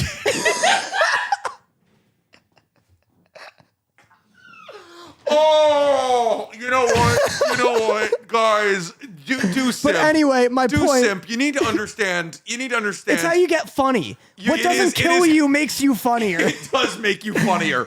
But the reason I brought it up is because I've been on those drives and girls are like, yeah, like, I don't like this guy. And they're like, why? And it's like, he just like likes me too much. And I'm like, oh, girl, what a dick. Anyway, Twizzler. Ice cold Twizzler. It's your favorite snacks. Don't ignore the flowers. Those aren't they're for you. They're for you. I knew you were gonna be upset. Dude, and the worst part is we'd be hyped for it. Yeah. Like we're like, oh, we're driving those 3 girls to the concert tonight. Oh, dude, I did the same. In college, I had like a group of friends that were girls and they were all like attractive. And I was like, man, they chose me as their male friend. And I was like, what the I literally got like 6 months into it. I was like, what in the fuck am I doing? And that's why we're 2 white guys on a podcast. That's why we're 2 white guys on a... Honestly, girls, be meaner to the guy friends that you have in your life. Yeah. Just like, be like, you're fucking a stepping stone in my life. Yeah, if you meet a guy and he's not that funny, hurt him. Hurt him. Don't actually hurt him. Make him do things for you, and then he'll reflect on that years later, and he'll be like, oh, yeah, I need to be funnier. Anyway. Man. Oh, wow. That was bad. That helped. Fucking Andrew's idea of doing therapy hour is such a good goddamn idea. Yeah. That should be our Patreon content. Just be like another hour of the podcast where we just unpack like childhood trauma to each other or something. Be funny to bring on a therapist. Do we have anybody therapist-y in our life? Do we have a Gail? No. No, everyone's mean. Everyone's mean. Everyone's mean or funny. Because no one's fucking emotionally. Everyone weaponizes therapy in LA. Yeah. Nobody's actually listening to their therapist. They just go to their therapist and try and fucking get enough validation on their bullshit claim, like their bullshit narcissism. That they're like, oh well, now I know enough big enough words to weaponize it. Yeah, that's true. Fucking bullshit. All right, Vigilantes. Still like it. Oh wait, we didn't even finish Windbreaker. Oh, it was cute, but didn't we though? We did. It was cute. It was cute. It's like just a slice of life / BL episode. 100% a BL episode. Yeah. Except for the fact that like Sakura's like supposed female love interest shows up. Yeah. So also kicks in his house and is like, hey, I'm here. I'm the girl. And then you're like, okay, I guess he's going to end up with you eventually. I never saw her at that. I thought she was like a Nobara to Yuji, you know, just like a girlfriend. Maybe. Yeah. Because like boy, oh boy, does he have more chemistry with like 90% of his like. With the homies. If he doesn't end up with Sue, I'm going to be very upset because like he 100% should. But no, they're definitely going to end. Like that's going to be the end of the story. Is like, hey, you thought I was old in the beginning, but now we're together. I don't fucking know. There's going to be, I hope it's going to be a Yuji Nobara-esque situation, but I don't see, like, there is, like, some good emotional character building in the show. I just don't think it's, like, that level, you know? Yeah. But like, a great study in, like, the difficulties of solidarity. Yeah. Like, I thought that was really cool. They're talking about, like, oh, he's adjusting to not being alone. Yeah. I thought that was really nice. Yeah, I liked it. I liked it more than I thought I would. Can I bring up, I didn't take notes on the episode so much as I took notes on, it just clicked with me. I find it fascinating that anime has anime-specific genres. And I was wondering if other countries or mediums also have... Talking about, like, slice of life? I'm talking, no, because there's slice of life in, like, every country and every genre. I would say so. I'm talking isekai is, like, anime/Japan specific. I'm talking delinquent anime 100%. is, like, an anime. And maybe there's, I'm not very worldly, but, like, America doesn't have, like, delinquent anime adjacent. Can I counter that? 'Cause Go on. It did. The Outsiders. Yeah, it's like, you're it's right, like that you're 50s right. era. Yeah. It's like, you know, like Socias versus Jocks kind of thing. But we don't have, like, isekai. Like, we have accidental isekais. Like, Spy Kids 3 is an isekai. I thought of one the other day, but... Ready Player One, kind of. Ready Player One's like an isekai. But I would say any and all isekai-esque shows now that are represented in Western media are heavily influenced by isekai in Japan. Well, it's not like... We don't call it a genre here. Like, if you go on, like, Crunchyroll, there's a category For isekai, for all isekai, and it's got, like you'll never run out. Here, like, if you did that, you'd get Spy Kids and Ready Player One. Like, you wouldn't get, like, a lot. Narnia? Narnia counts. Yeah. But it's like, we don't... It's not... There's not a word for it. Yeah. You know? Like high fantasy, but sometimes it's cyberpunky. Right, we definitely look more into the trope. We don't look into the medium, we look into the tropes that are displayed in the show. It's not a genre. And so I looked up some others, right? We have Westerns. That's obviously, like, in America specific. Trigun? Other countries The have North done it. Star? Yeah. Other countries have done it, for sure. Cowboy Bebop's like Cowboy a Bebop. neo-Western. It's like space noir. Our biggest Westerns are from Italians. You know? Interesting. Spaghetti Westerns. Spaghetti Westerns are, like, the most famous Westerns to be made aren't made in America or by Americans, which is funny. Your least favorite Tarantino movie is, like, a good of Once Upon a Time in Hollywood is, like, about spaghetti Westerns and how they're made in Italy. Yeah, exactly. Well, when you said Tarantino, I was like, well, Tarantino is my favorite Western, which is Django, so... Django is probably the best Western ever made. Django is pretty fucking sick, but I looked up others. Okay. Feel free to add to this list. We have isekai, delinquent anime. Okay. And then I have giallo, or probably giallo, which is an Italian murder mystery that incorporates horror and thriller elements. And apparently this is, like, a very Italian specific thing. Gotcha. So it's like a murder mystery, like crime thriller, but with horror. Gotcha. That's kind of cool. I guess that would be like True Detective. Yeah. Right? Yeah, it would. Not Dexter. Dexter's not horror-y, but like True Detective, at least season 1 would be like True Detective Fargo, maybe? Is Fargo horror? No, probably not. No. But, like, and to be fair, I haven't watched, like, an example of this. That'd be more smart of me to do. Maybe on an off season. But, like, you know, it's like noir is a genre that's not really specific to America, but people, in my research I almost exclusively tie noir into, like, 30s, like black and white, at least black and white leaning in terms of, like, aesthetic. Yeah. Like, I would say, like, The Watchers or The Watchmen is, like, very noir. Oh, yeah. Cowboy Bebop is very noir. Like, there's an aesthetic there. Yeah. Well, that's what I mean. So with these, like, I have descriptions of the genre, but I'm sure there's, like, more nuances where it's like, oh, you know, True Detectives isn't a giallo because it doesn't have these tropes that I don't know. I would say, like, telenovelas. For Spanish? Yeah, like, for, like, telenovelas, like, very campy. Yeah. Like soaps. We have soap opera, but not like they do. Yeah. Like that, telenovela is good. I have Jidaigeki, which is a period drama and refers to a genre of Japanese film, television, and theater that depicts stories set in the pre-Meiji restoration period Gotcha. of Japan. Yeah. So Seven Samurai, Rashomon. If you want to do like period pieces, China's also huge. Like period. I have Wuxia. Wuxia. Wuxia. Is like Wuxia Films is like, oh, everybody has a super long, like pristine straight hair. They're all using like their straight blade kind of thing. There's like crazy like jump up kind of things. Yeah. The best Wuxia film I'd say that like hit American markets would be like Crouching Tiger. Yeah. Hidden Dragon? Lotus. Crouching Tiger, Hidden Dragon with Michelle. I think it's Jet Li also. Michelle right? Yeoh. Michelle Yeoh. That's who it is.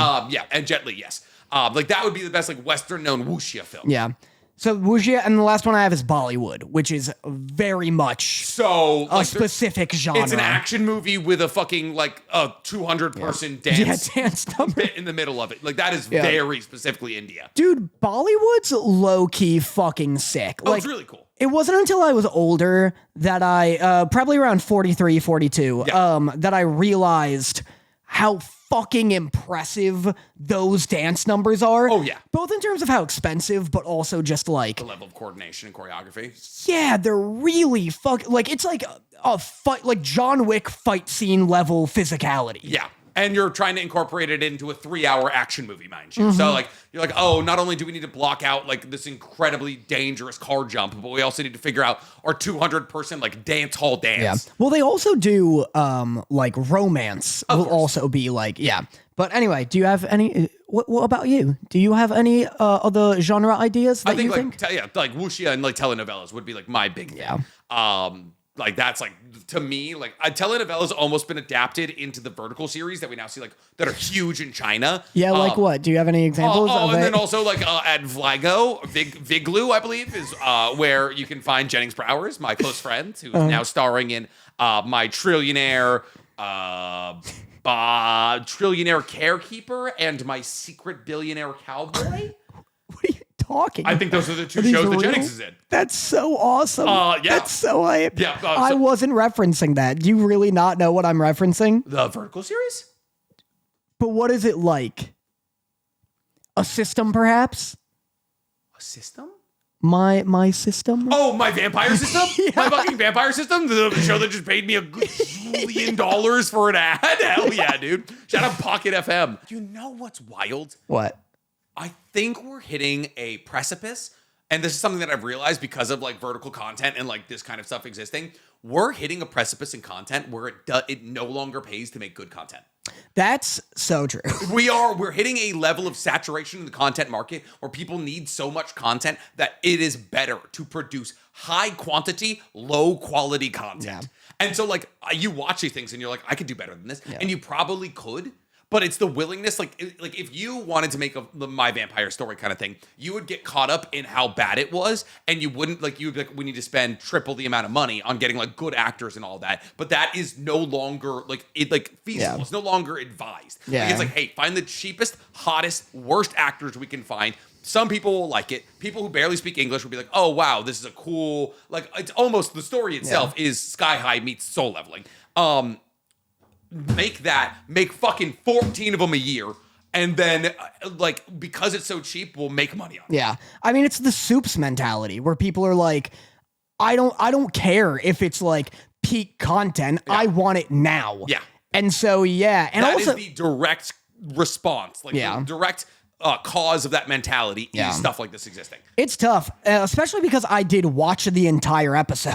Yeah. But I do recommend watching it. It's really funny. You can't find it. It's hard to find. It's hard to find because there's 250,000 views on it. There's 4 comments. I'm pretty sure all of the views are botted. It's like catching a Pokemon. Like you have to hope you get the ad, and then you got to click on that ad. You got to get in there. You're selected. Yeah. Now that you've heard us talk about it, you almost definitely will. Your phone is listening to you. Yeah, you'll get it for sure. Food doesn't need to be good, just cheap. See, man. Oh yeah. That is, to me though, that's very interesting, right? Because the food argument is very different in the fact that food keeps you alive. Yeah, we need it. Yeah, food keeps you I can't be I can't go out to fancy dinners. So it's cool. You're just trying to stay alive. I completely understand that. Right. Entertainment doesn't keep you alive. Yeah. Entertainment is inherently meant to elevate and make the human experience more enjoyable. Yeah. I can't imagine just consuming something because it exists in front of me. Yeah, I think as you get older, I don't know, because I watched bad stuff as a kid too.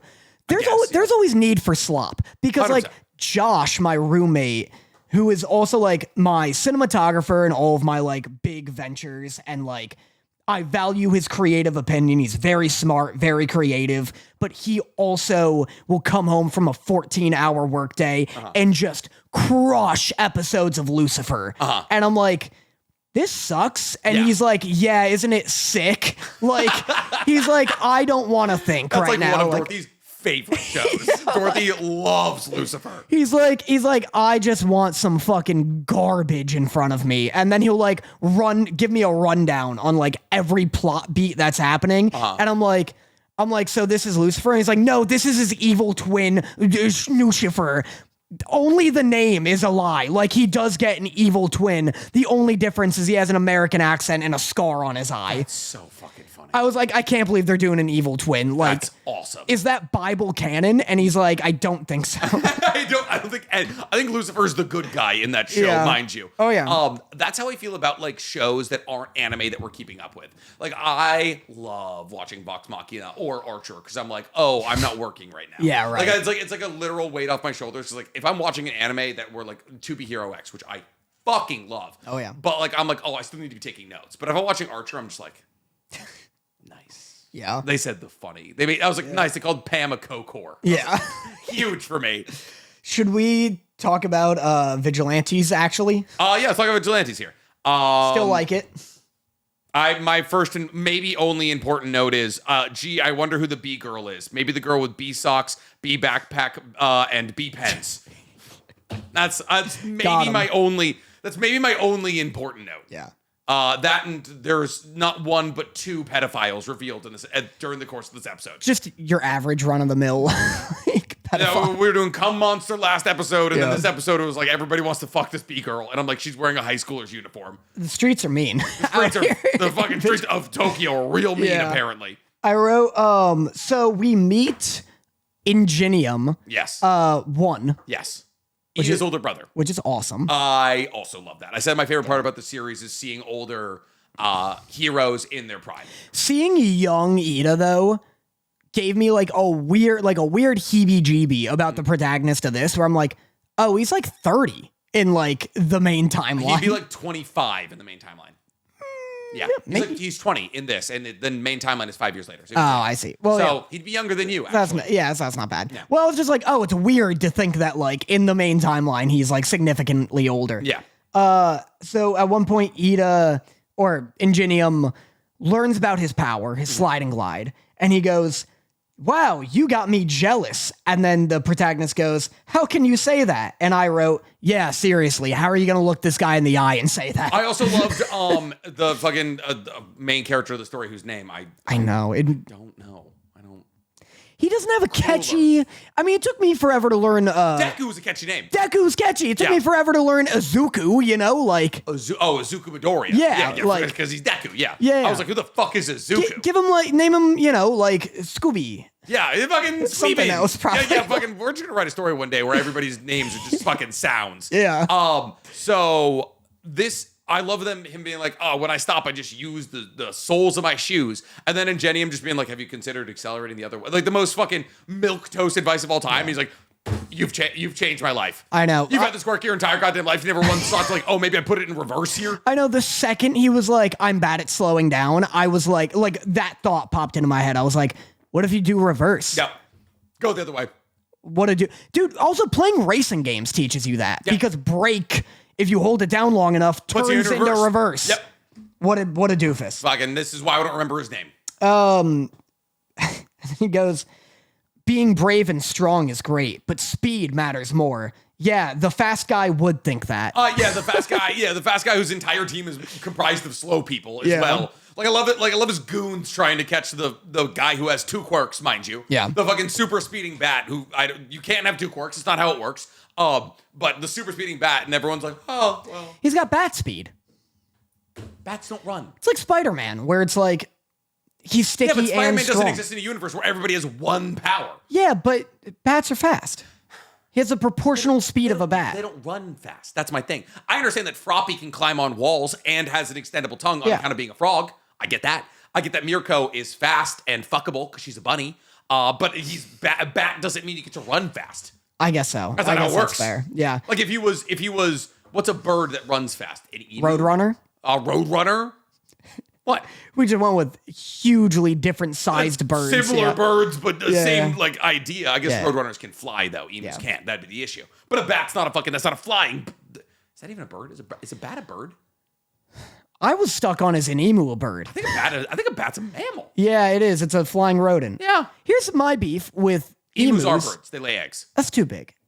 It's still a bird. Ostrich and emu, if you can't fly at that size, don't be that size. Do you know Australia lost a war to emus once? Yeah, I did. They're borderline bulletproof. There's too many bulletproof animals. Okay. Have you seen the gorilla thing? 100 people versus one gorilla? Yep. 100 people. Easy peasy. How? All right. Tell me right now how you're killing a gorilla. What do you mean? How are you? 100 people? How is 100 people killing a gorilla? Getting its eyes? Okay. One person gets in its eyes. How are you getting to its eyes? What do you mean? How are you getting to exactly what it sounds like? If everyone attacks it at once, a gorilla? What? A gorilla's what? Yay wide? Yeah. How are 100 people attacking it simultaneously? What do you mean? Everyone's in a field. Everyone's in a field. Okay. Yeah. And? They just rush it. What are you talking about? Okay. Like in a circle? If 100 people jumped on a gorilla, the gorilla would die from the weight. How are 100 people Okay. How are 100 people jumping on a in a gorilla's circle. In a circle. Yeah. So everybody, like it's like fucking Cowboys and Indians, that toy movie. Do you not remember that toy movie, Cowboys and Indians? Where they give all the Indians guns and they shoot in a circle and then they end up shooting each other? Hunt buffalo. Toy movie? Toy. Yeah, you don't remember that? You don't remember that movie? Fuck, what was it? I think it was called Cowboys and Indians. I don't know what you're talking about. Do you remember the toy movie? I don't like that you keep saying Indians Do you remember? when referring to Native Americans. I've come out and said that it's fine multiple times. Go up 10 minutes from a reservation. It's back and forth. Okay, I'm sorry. Anyway, go on. The movie is called Cowboys and Indians. I think it's called Cowboys and Indians. Are they toys? Yes! Cowboys and Indians Are you talking about movie. like toy soldiers? Is that what it's called? Is the movie called Toy Soldiers? Is it? No. No, that's the one. That's the one where they're fucking G.I. Joes. Am I thinking of small soldiers? No, the one where they're G.I. Joes. That movie fucks. Dude, that movie's incredible. No, that one is that's a great movie. Yeah. When one of them gets caught in like the garbage disposal and it like dies. Yeah, it's frightening. Chat, what's the name of the movie? Night at the Museum? No. Regardless, look, you get a gorilla in a field. The people circle around it. God, that's gonna annoy me. And then just 100 people dogpile it. The weight will crush it to death. Okay, but how do you make 100-person dog pile? What do you mean? How do you... A bunch of people get on its back, and then they keep doing that. Okay. Meanwhile, other people are kicking it in the legs. Do you know how much a gorilla can lift? 1,400, 1,500 pounds? That's 10 people. It's 10 of you. 100 people are killing a gorilla. 100? Okay, how though, Danny? What do you mean? They're just crushing it to death? They crush it to death. They get in its eyes. They do what we were going to do to Luffy at Universal. Just rip it. Just enough people beating a gorilla with their fists and kicks. You know, they have thicker bones, a more dense muscle. There's nothing we could do to kill a gorilla. That's not Even true. if you stab its eyes out, how are you killing the gorilla? It's blind now. How are you killing it? You could die of that. Die of eye stab? Yeah, you'll bleed out of your eyes. Not until, probably not fast enough that it could kill the other 100 people. You'll probably pass out through the pain. Okay, but... Also, how deep? You get a middle finger in the eye socket, you hit the brain. Okay, but you're assuming that you're going to be able to hit a gorilla in the eye while 100 people are piled on top of it. Think for a second. If 100 in that scenario, if 100 people are on top of it, it's already dead. So why do I need to get in its eyes? How do you stack 100 people? How do you stack 100 people? You climb the tower of people. You climb a tower of people. Yeah. So everybody, 50 people and down, dies? Yes. But so does the gorilla. That's the challenge. Okay, but you're telling me that the initial setup to climbing on this gorilla is that 8 or so people have to initially hold this gorilla down. Yeah. That is not, it won't work. 8 people can't hold the gorilla down. They get on its back, and then other people are kicking its legs. Its legs, which are this. You're telling me the gorilla is going to stay on its feet the entire time? I would reckon a fair chance the gorilla stays on its feet the entire time. Yes. No way. 100% yes. First off, unless it is, I'm not saying it's not a possibility, but unless it's highly coordinated, and nobody falls. Nobody surrenders or runs away. I don't think it's that hard. Danny, the first 100 people's a lot of people. Remember when you say, "Oh, I'm going to fight kids"? What kind of people? Remember you're like, "Oh, I'll brutalize the first one to make the rest run away." That's what's going to happen to the first 5 fucking people. That's reasonable. What kind of people? Like, are we issuing it out in challenge? Am I saying it's 100 Navy SEALs? Like, yeah, are we issuing out a challenge? Like, hey, we need 100 people to fight this gorilla, or is it just like random in a crowd, grandma, child? I'll even let you say 100 fighting age men. Easy. No, there's no way to kill a gorilla. The gorilla dies. Listen, the only way to possibly kill a gorilla is to sacrifice one of the guys that you have, break his legs, get his bones. That's a possibility. Like if you grip the bones out of somebody's body and use said bones to stab the gorilla in the neck, that is the only fucking way humans are beating a gorilla. Okay, can we do that? Maybe. Then we win. It's not easy to get bones out of a body. They're connected to tissue and muscle and sinew. While the gorilla's dealing with a bunch of other people, someone will take a corpse and get the bones out. Okay, but with what? Just ripping bones out of a body? Out. That's not... These are like Navy SEALs. Bones don't slide out like it's pork belly. You Or break a it. fucking pulled pork. You break it. I guess, but then it's still connected to an arm. Were you going to try and compound fracture? Do you think a bone just slides out? No, if you wiggle it around, it'll cut all the flesh off. Why would it do that? What do you mean, why? Because it's a broken, shattered bone. So you think... Or they use their teeth, they bite around it. So somebody chews why all not? of the meat off a bone. Why not? And They're then trying to survive. and then with it's that- either that or they die to a gorilla. With that one forearm bone, they can then stab a gorilla in the neck. Why not? Mostly for 1,000 reasons. What do you mean? I mean, because your strategy of piling 100 people on top of a gorilla is asinine. Then we... And the only good idea I gave you, and that's not a good idea. That idea is such a fine idea. You bite the flesh off of the arm. Why is that ridiculous? Have you ever tried ripping raw flesh off a forearm? I haven't had the adrenaline of a gorilla about to kill me, but I'm pretty sure I'll figure it out. You don't have the teeth or the jaw to do that. I'll tell you that right now. You could do it. You got a weak jaw. You could do it. Yeah, I simply could not. I'll tell you that right now. You bite through skin easy. You could bite through skin. Now imagine doing that for an entire forearm as you try and peel the flesh off it to build a tibia, a fucking tibia bone.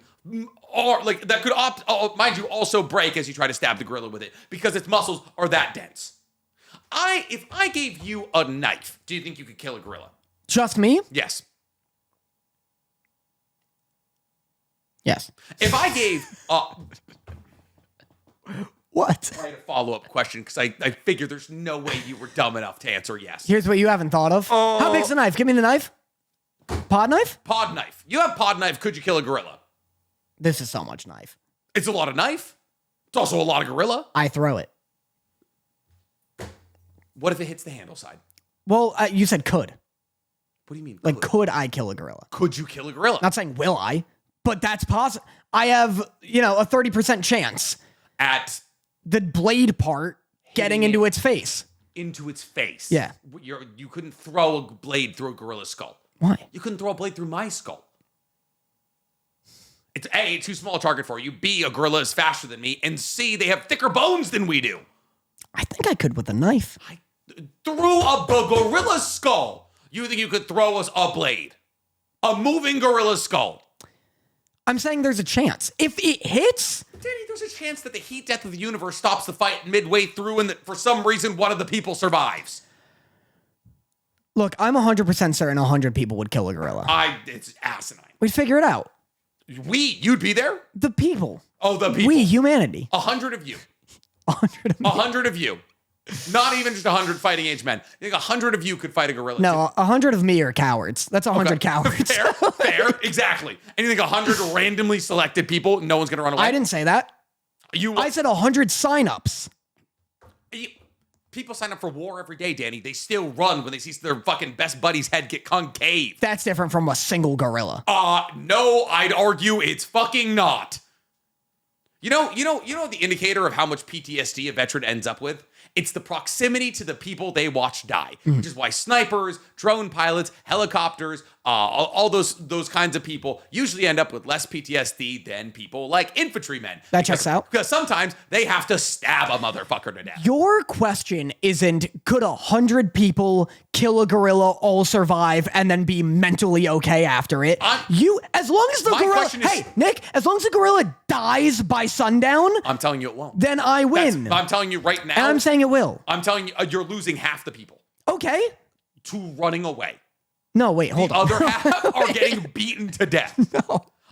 The gorilla will get tired. Everyone acts like animals don't get tired. I'll tell you right now, a gorilla is going to get tired a lot slower than the 100 people trying to fight it, on account of the fact that it will have all of its fucking limbs attached. Well, the people with their limbs won't get tired because they're waiting to get killed by the gorilla. Yeah, in fucking waves, Danny. Insane. Absolutely insane. This is worse than Two Wolves. This is so much worse than Two Wolves. Danny's ego versus 100 gorillas. Yes, Danny's ego probably wins. All right, speaking of things that me and Danny can agree on, I think we're done with Vigilantes. Fucking who gives a shit? To Be Hero X. To Be Hero sucks. Remember, I'm armed. And I don't think you can hit me. I genuinely do not. Let me tell you something. Yeah. In 8th grade, Are you going to admit to a murder right now? Because if you are, remember, this does go out to people. I'm going to admit to a near accidental blinding and or murdering. Okay, cool. In 8th grade, I forget why I did this, but I was sitting across from my friend, Sam Sessions, who I think I mentioned earlier on this podcast. I think you did as well, yes. I was sitting right across from him. I had my pencil, and we were, you're in your little, like, desk, like one of those like rigid fucking iron desks with like the cubby in it. Yeah. And so we're close. We're about half the distance you and I are. Facing each other? Facing each other. Why? This isn't like me, someone, like someone. Yeah, it's like a quad.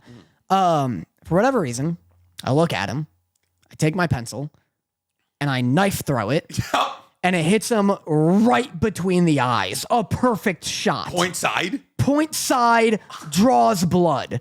And I was like, whoa, I fucking aced that. It wasn't until years later that I realized I would have either killed or blinded him for life had I been a little bit off. That's what people don't understand about growing up as a man, like as a boy, is that they're like, why'd you do that? And you're like, I don't know. I don't fucking, the lack of impulse control I had until I was 18, 20, maybe 21. I got in so much trouble growing up because they'd be like, why'd you whip an eraser across the classroom at full speed? And I was like, dude, I just thought it'd be sick. Yeah, you're just doing shit. You're just doing shit. I literally once I had one of those like pink erasers, the rectangle ones. I was at recess, and I just fucking sidearmed it as hard as I could. I was trying to like throw it into the bushes. Smokes a girl in the face. Fortunately, this girl's got a crush on me. Yeah. And she's like crying, and I'm like, no. I was like, if you, at this point, I've been suspended like 4 times, and I was like, they told me they're like one more. They're like, you get one more, and I was like, if you tell the teachers, I'm getting expelled. Oh no! And because she had a crush on me, she was like, okay, and I was like, cool. And so yeah, I would just do shit. Can I one up that? I was in gym again. This is I just did shit move, and I had a crush on this girl, and her and I were like close friends, and we had like a will they won't they from like 5th grade to sophomore year of high school. Crazy. And did you smash? No, missed opportunity. She was always dating like jocks and stuff, and so I was like, she's not into me. I'm just pining. Yeah. But it turned out she was into me. Nice. But anyway, it's like spin the block. It's like, what? Spin the block. Spin the blog?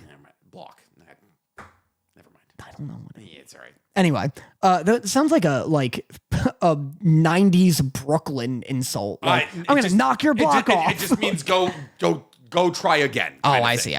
But so like freshman year of high school, we're in gym. She's standing like 12, 15 feet away from me. I'm holding a basketball. Yeah. Just like standing there. I don't even think I'm talking to anyone. And I just fucking beam it right at the side of her head. Like knocked her lights out. Oh, like feet in the air. Nice hands, feet. Just fucking did a whole just rocked her. Like her feet went up like a cartoon. And the second it hit her, for some reason, as if somebody possessed me and then left my body. I was like, why'd that happen? And then, well, that's funny because That's the worst feeling when you're like, oh, I did that and I don't know why. you're like, why am I in this position right now? Who did this to me? But so, yeah, like you do it and you're like, I'm the victim. But, and then her and I are like sitting down. She's trying to like shake off a concussion and we're against the wall. And Like, you like me, right? Like, and the gym teacher comes over and he was like, I'm using a fake name, but he was like, hey, Jessica, how's it feel to have your boyfriend give you a concussion? And she's like, we're not dating. And he's like, oh. And I was like, you dog. Come here, Mr. Diglio. You're fucking doing me a solid, man. you were like, oh, that was pretty jockey, right? That was pretty athletic the way. That was pretty weird of Mr. Diglio, huh? Or no, though? Or no, huh? What if we dated to make up for this grave injustice I've inflicted upon you? What if we like kissed just to prank him? Oh, fuck. Dapping up the coach while the girl's got stars sticking up her head. I'm just like, come on, you know. I'll do it again. We think if we get her enough head injury, she'll think she's my girlfriend. Are you telling me Wolf Emperor Dan didn't get the girl? It's a good chat. It's a great chat, dude. They're on one over here. No one else had intrusive thoughts. Yeah. That's the issue. I saw a TikTok where people... growing was stopping acting on them. Yeah. That's the issue. I saw a TikTok where people were like, everyone's like, oh, when the intrusive thoughts win. And it's just like getting an extra cookie from the jar. Yeah, it's like, oh, I went to In-N-Out on the way home. Yeah, like no one's digging up the real intrusive thoughts when you're just like a teenager and you're like, I'm just going to hit someone for no reason. I think I brought an airsoft gun to school once. I wanted to show everybody. That's intense. I've also been a victim of I just wanted to show my friends this cool thing. Those were the real intrusive thoughts. I brought a 40 caliber bullet to 4th grade show and tell. Holy shit. Because my mom brought me to this she worked for Pratt and Whitney, which is like they make aircrafts and like fighter jets and shit. We went to this this is insane. But we went to, like an event they held, like a convention. And for whatever reason, there's just like bullet shells all over the ground, like leading into the park, as a fun little thing. That's a sign to not go to the park. That's a sign that somebody else has been having a day at a park and I don't need to enjoy it. They're like planted, and they're like sniper rounds, or they're like, from a plane. Yeah. And so I was like, whoa, can I have one? And my mom was like, sure. And then there's a big gap. And then I remember crying on my dad's bed as he's like, you brought this to school? There's 6 police at my work. They're wondering where you got a fucking AA-10 bullet. Yeah, like an anti-tank round. Are you working for home defense? The fucking national security? Anyway. Holy shit. All right, To Be Hero X. Yeah, cut all this. I don't even want to talk about anime. I want to talk more about fucking, this is therapy. We're like, we should do therapy hour. We're just doing it now. Cut all this. Keep it all. This is not a great look. It's our best podcast. This is we're shitty kids. We're better people now. We learned. We were shitty kids and then simps and then what an overcorrection. I 100% went from bully to doesn't get the girl to like kind of nerd. And I really don't understand how it happened. Yeah. I got laid the nicer I got, but I don't know. There's a weird XY trajectory. Yeah. Anyway. Oh, man. To Be Hero X was pretty good. To Be Hero X was great. You said it was the best episode of the week. Or of the week, yeah, probably. And of To Be Hero X? No, I disagree with that. Okay. I think episode 3 was better. Just because Furman's such a fucking real one. I just love him. Furman was a real one. I just loved him. I do love me some Furman, 100%. This episode, though, listen, I don't want to talk about the reveal yet, but the reveal at the end is what made me be like, this is the best episode. That's what made me annoyed with the show. Boy, oh boy, do I understand. Yeah. Because, wow, is it a trend. Yeah. It is a trend. It's a concerning trend. All right, so this episode starts with what I've now begun to realize is just like maybe the coolest power system in the history of power systems. Oh, yeah. Because Nice is trying to get to, try to go to fight the Enlighter, trying to save Moon, and everyone's like, oh, we don't want Nice endangered. Yeah. And so, he literally cannot go get her. And people are kind of split on this power system. And I find that really weird because I think this is one of the coolest power systems of all time because it leaves so much open for possibility, but you also really don't need to explain how people's abilities work because you don't know their fans. Well, are people split because it's so abstract? People are like, oh, like the abstractness of this power, like leaves a lot of questions in terms of like how this universe works. I mean, there's questions, but not in a way that I'm like, oh, it's bad writing. Like, anytime something like that happens, not only am I like, oh, that feels like a natural fit, like nice not being able to leave, because they kind of set the seeds for that with Firm Man not being able to bend. True. And so, like, nice not being able to leave. I think, honestly, well, I'll get into the gripes, but like, not only am I like, oh, that makes sense, but I'm also excited. I'm like, whoa, I didn't even think about that. Exactly. Like, that's sick. I will say, it's weird that it's not just the power system. It's like their reality. So like, because Nice is becoming like a perfectionist. Well, like if it was his power system and that it was like based on like perception, I think he just lose the ability to fly. Like, I think it's weird that like, it's like, no, you stay right here. Yeah. You know, like, I could see why people are like, that doesn't make any sense. To me, yeah, people were like, oh, well, it just like opens the doors to a lot of inconsistent. I don't really know what the complaint was. But I thought it was fucking sick as hell. Yeah, and then I think like, even if you wanted to be like, oh, I don't like that he was like confined to the building kind of thing, that's not part of his power. It's like, oh, that moment needed to happen because it needed to like, there was like something that we talked about last week that I think this episode did a fantastic job of addressing was the fact that you're like, I don't want him to like, I don't want this to be easy for him. Like he just lucked his way into a top 10 spot. And it was like he just got to be Nice, who was top 10. He has to shed in that moment. The only reason he's able to leave is because he sheds Nice. He's like, I'm not Nice. And that brings it back to the Firm Man comment from last episode. He was like, whoever you are, just be yourself kind of thing. And so he just like sheds being Nice. So he loses all of the powers because the trust is no longer to him. And I thought that was fucking sick. Yeah, I like that. I mean, it's hype when he starts fucking just having a real rodeo beatdown on the roof. Just two dorks. Yeah, two dorks who aren't trained in Muay Thai and fucking ballet, like fucking Nices. Two dorks having a crazy, brutal, like just messy fight. Yeah. And then speaking of all of the stuff that's gonna get cut from this episode of the podcast, it reminded me, and I said this while we were watching it, his big power-up punch was like how I used to punch as a kid. Yeah. Where like, not like people, but I'd be like in my room and like, you know, pretending, like playing in my imagination. Your Big Mac or Little Mac fucking like. I do like a huge like wind up and then I scream and I like spin around because it's me like creating speed lines. Yeah. And I'm like, the farther back my fist is, the more powered up it is. Yeah. And I do a big old Popeye wind up uppercut. Yeah. But what's cool is over the course of him fighting as Lin Ling, the only thing he throws is that right punch. Yeah. That's because it's like he's just using his strong hand to try and attack in the most common way possible. I just liked because he's the common man or whatever. But I liked this was like the most dramatic, over the top, like insane punch I've seen in a bit. The impact frame shift with like the white screen and all of that is it like hyper like gets crazy bright. It's like tearing along the helipad like with his fist like to the uppercut that gets like IG'd. My first note is Doomfist.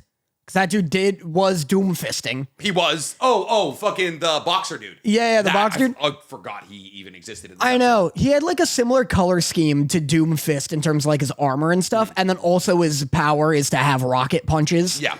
So I thought that was funny. I thought it was really cool that Enlighter's ability was like exposing heroes that immediately just like tanks all of their trust value. Yeah. Like that, like just quick little look into like, oh, hey, the only reason people ever thought he was powerful is because he cheated in boxing. Yeah. I thought that was sick. I also thought that was cool.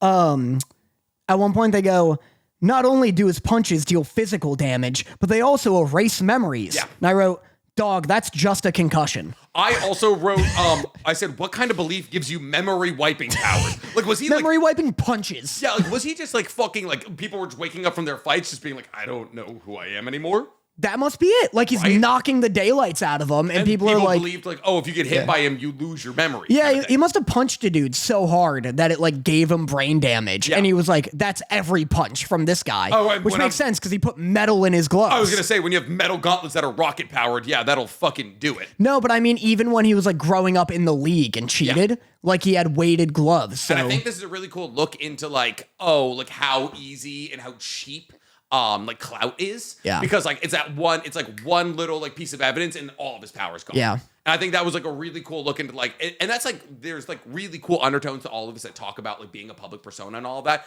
And it's like, you need one little hiccup and you're gone. One bad day. Yeah, exactly. Yeah. I mean, it's an interesting, it's weirdly like a pro creator commentary, an anti fan commentary like that this show is taking, where it's like, like this one little thing comes out about him that isn't like really that bad. Like, I guess he cheated, which sucks. Yeah. But like, you assume since then he's been a hero. He's built up a lot of goodwill, and then it's like, oh no, that dude's cooked. Like, that guy's done. And then it's also like anti-fan in that it's like, when Nice can't leave, it's like, no, like, you're their bitch. Like, they control what you do. I think it's very interesting that the Enlighter's entire thing is like, he's trying to tear down like the falsehoods of heroes kind of thing. And in this universe, that makes a lot of sense. Because they're like, a lot of them are just lying about being heroes, right? Like setting up fights against like rivals and all of that. Like, it's really not like all that like compelling in terms of like they're actually doing actual hero work. Yeah. Because I think so far we've literally seen no actual hero work done outside of like the Enlighter attacking Nice and all of that. But I do think it's actually a really good look into like, I think like and this is like why I'm like, oh, you should love Oshinoko. Like, as public people, like we have this like understanding where like, oh, people will definitely put us on a pedestal, but the pedestal is made of glass. Yeah. You know, it's like, so the second that like there's a crack and that pedestal can't bear weight anymore, gone. Yeah. Kind of thing. And so I think that's one of the cooler undertones and like underlinings of this entire show. Yeah. That like that trust is so easily lost. But no, I think the sloppiness of the fight, like with him like coming in as Lin Ling, was like directorially chosen to be like as like antithetical to Nice's fighting style as possible. I think that's kind of funny because I feel like if you had to compare this fight to any of the other fights in the show, these first 4 episodes, where would you put it? Like, would you say this is the best, the worst, the middle? Probably middle. It really didn't like jump out. Like, it was cool, but I think that's kind of interesting because I think that's going to be the way that a lot of people think about it. Like, oh, it's not that interesting, but I think that's kind of cool that it's not. Yeah. Because like it wouldn't make sense for it to be this highly choreographed, super like strategic and flying and high level fight because it's the Enlighter whose entire ability is exposing weaknesses and exposing heroes, and then Lin Ling, who's not a superhero, he's like the commoner, right? And so it being just like right punch and just brutal, drawn out, hair dragging, just bloody mess of a fight, I thought was really dope. Like, I actually liked that the fight was like kind of mid because I was like, that's how it should be. Yeah, it was definitely brutal. When he grabs one of his little drones and starts beating him with it, that was crazy. That was nuts. Should we talk about the end? So yes, we can now talk about the end here.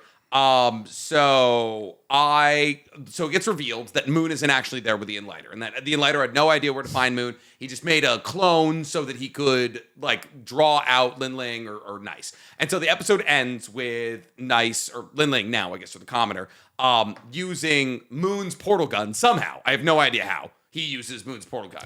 Yeah, well, it's her like power is so weird. I guess her power is just the gun. So because it's a gadget. Yeah, but that's weird. You would think that like it'd go away when she lost her. But she still had trust. Like she had some trust. Like, she probably still had enough trust to put her over the threshold. I guess so. So Lin Ling goes to find her, and apparently it's revealed that like the portal that she walked through like brought her to an abandoned island. Ridiculous. Because she was like, oh, but I thought it was cool. She was like, I wanted to go somewhere that nobody would just, disturb me or something like that. And it's the only place that you would find that, a fucking island where nobody lives. And so they're about to do this big kiss. They're about to like get back together. She's like, oh, I'm coming back. I'm done with vacation. And then out of nowhere, fucking Rin Amanai. Yeah. Like hidden inventory just gets shot in the head. And then boom, it's the ending of episode 1. Yeah. So good. And listen, I get it. Everyone's like, oh, stop killing Moon. I understand that Moon has been killed in 3 out of the 4 episodes, but one of them is fake. Yeah. One of them is fake. The second is the other one is a setup for this moment. Well, so what? So he can see the future? Is that the bit? I don't know. Yeah. That's the things that we don't know. And we also don't know who she is and why, or who the person who killed her is, or why he wants her dead, or why he has beef with Lin Ling. And then there's like some kind of hero tournament coming up in 15 days. And that's why I think we're going to be introduced to all of these heroes, because they're going to come together probably in combat against this guy. Like, he's going to be this great unifying force against all the heroes. Like, he seems like some like reverse Flash-esque type, but he just domes Moon, so Moon dies.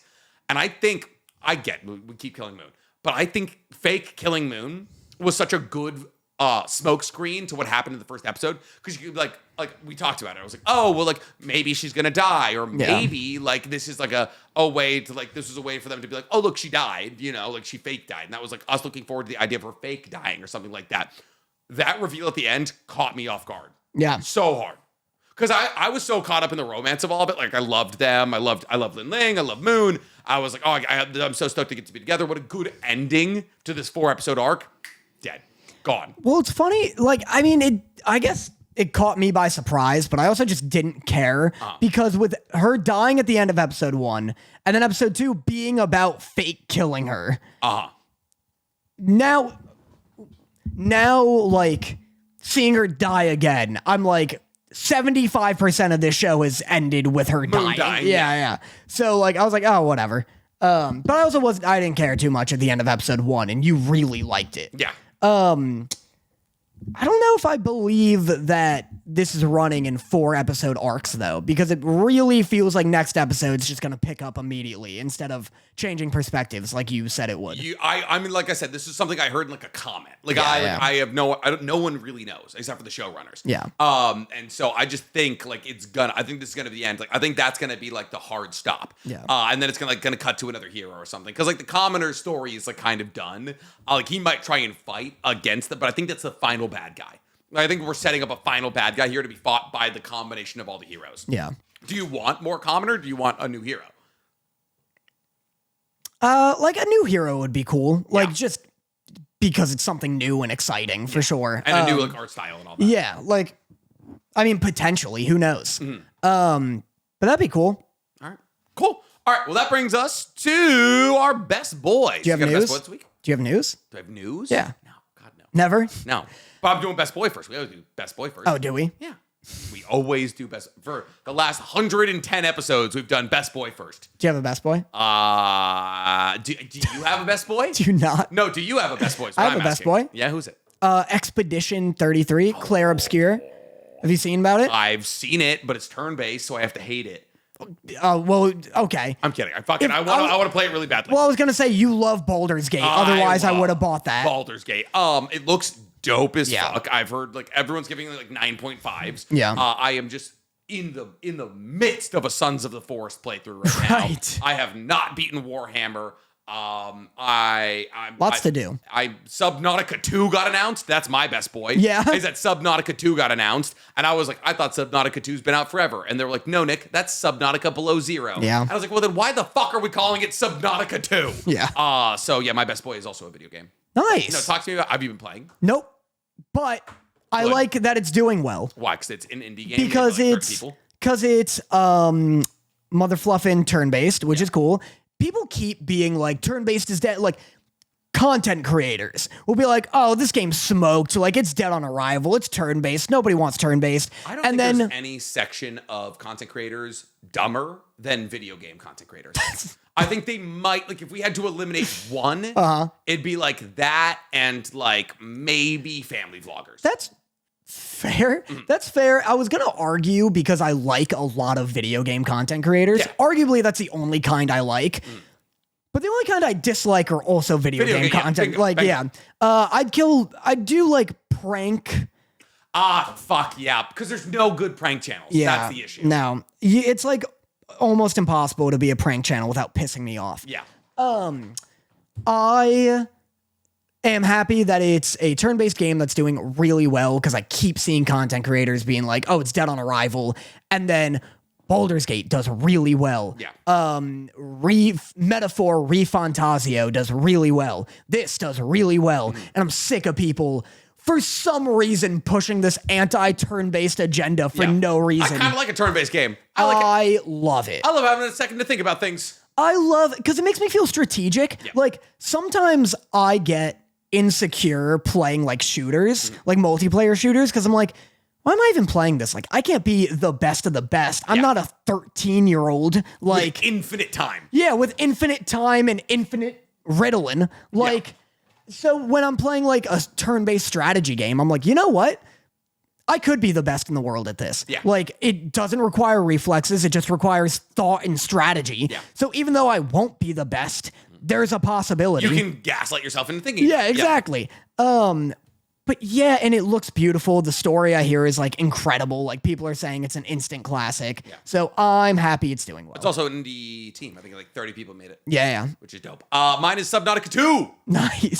It was announced a long time ago, but go off, King. It was not announced, or it was an update or something. Something happened with Subnautica 2. I mean, Subnautica 2 was like announced like months ago, I believe. Amazing. I don't think you're right, friend. I don't think you're right. October 2024. Confirmed there won't be any weapons of any kind. Oh, they kicked off a developer blog series for the game. Subnautica 2 teaser trailer, October 17th, 2024. Oh, 4 days ago, Subnautica 2 releases date window, early access trailers, and more. Your best boy is that you found out Subnautica. My best boy is that I love survival games, and I just remembered that about myself because I'm just out there, and it's like all these things trying to eat me. But no, I'm better. Did you play the first one? Yeah. Did you get scared?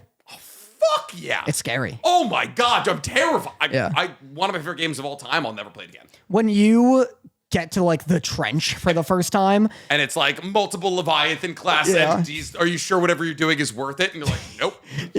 You're right, it's not. Or whenever you get to the back of the ship for the first time and you see your first Leviathan, you're like, oh, you're still like in your little like water scooter thing. You're like, yeah, this is where I die. Yeah. Oh, fuck, man. I know. They haven't, from what I've seen of Subnautica 2, they haven't like talked about like, you know, oh, we're really gonna like bring fear back and this and that. Like, and I don't wish have to. I have to be underwater and it's dark. That's scary enough. I know. Well, that's the thing is that like Subnautica 1 also wasn't like, we're a horror game. They're like, water's just scary in general. But I'd love if they like leaned into it where they're like, we know like a lot of the appeal is that it's scary to be in the water. Yeah. And so I wish they were like, darker trenches, you know, like fucking like you need like you like I've been playing Sons of the Forest recently, and it's like the darkest game I've ever played. The second the sun goes down, you're like, I can't see my own hand. Right. Like it's fucking terrifying.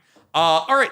And do you have news? You have news. I have news. Yeah. Has Been Hotel and Hell of a Boss both got an update. Yeah. Hell of a Boss has been bought by Amazon. Yes. And Has Been Hotel was previously owned by Amazon, which is why it's on Prime. And Has Been Hotel is getting seasons 3 and 4, along with 2, obviously. But what this means is that, one, just security. Like, there will never be a risk of them being like, hey, this is too expensive to make, we're gone. Yeah.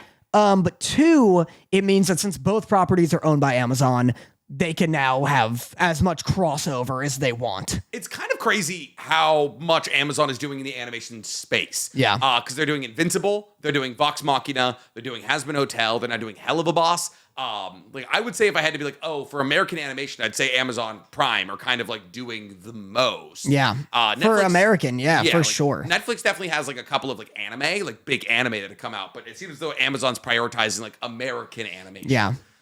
So stoked on that. Fucking, I feel like it's been forever since I watched Has Been Hotel. Yeah, I know. It's been like maybe a full year. I think I like Has Been Hotel more than I like Hell of a Boss. That's wild. I think Hell of a Boss is so much better. I think Hell of a Boss has more film out there. What makes Has Been better? Charlie Morningstar being hot. There's no way. That's your answer. That's a ridiculous answer. It's not. The music's better. In actuality, the music's better and more frequent. I mean, I love Angel Dust. I like a lot of the characters. I think I'm not going to say that there's deeper themes explored, but I think like objectively the writing in Has Been Hotel is better than Hell of a Boss. I think Angel Dust is really strong. I don't think there's a single other character that is better than Blitz, Millie, Moxie, or Stolas. Well, that's the thing, but it's like also just a matter of like, oh, how much tape is out there? Yeah, I guess so. I guess I'd have to compare like season 1 Hell of a Boss to season 1 Has Been Hotel. See, Yeah, like, yeah. oh, after 8 episodes, which do I like more here? All right, that brings us to our favorite part of the episode, love letters, where me and Danny pull our live audience to ask us a question that we answer here live on the podcast. So if you guys want to watch the podcast 2 days early, get to hang out with me and Danny before and after podcast, and get 2 hours of additional Nick and Danny content every single month, you can join us over on Patreon for $4.99 a month. Me and Danny are going to be playing Split Fiction, probably at some point this week. Yeah, hopefully. Almost definitely at some point this week.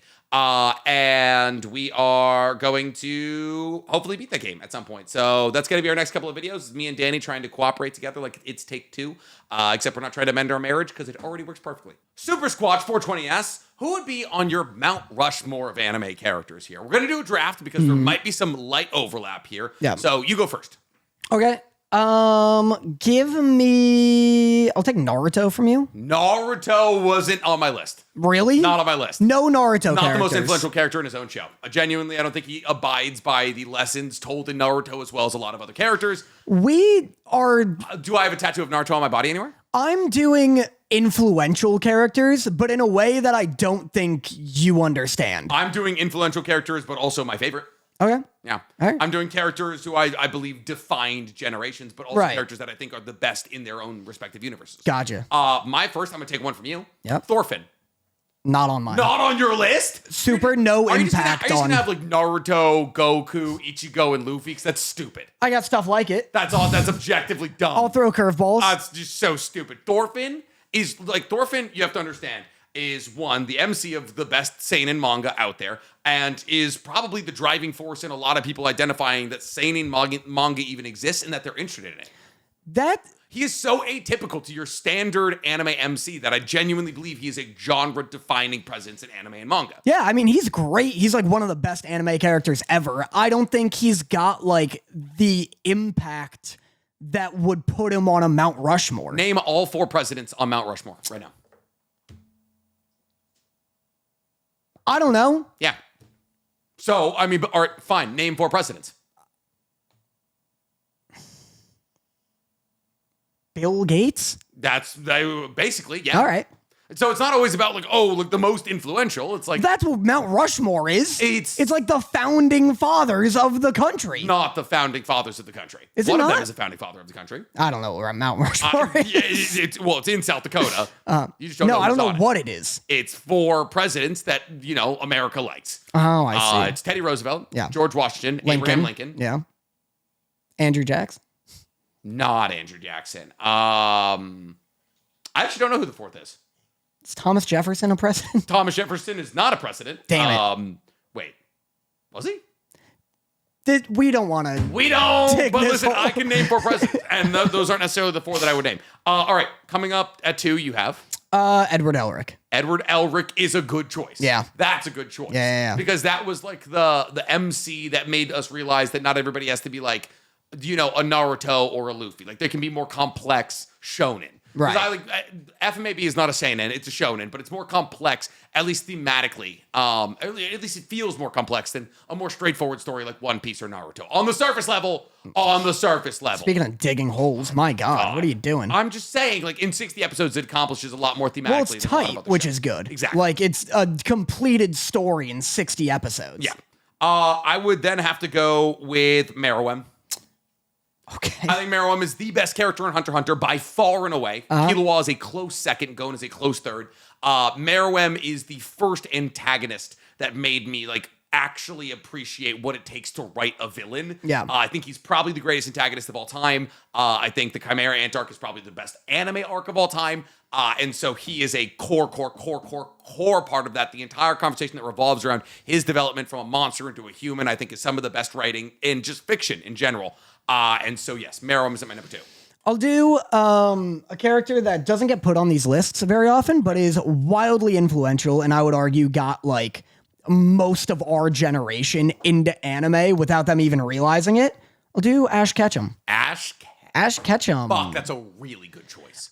He's so buried, but like people are like, yeah, Naruto got me into anime. Yeah.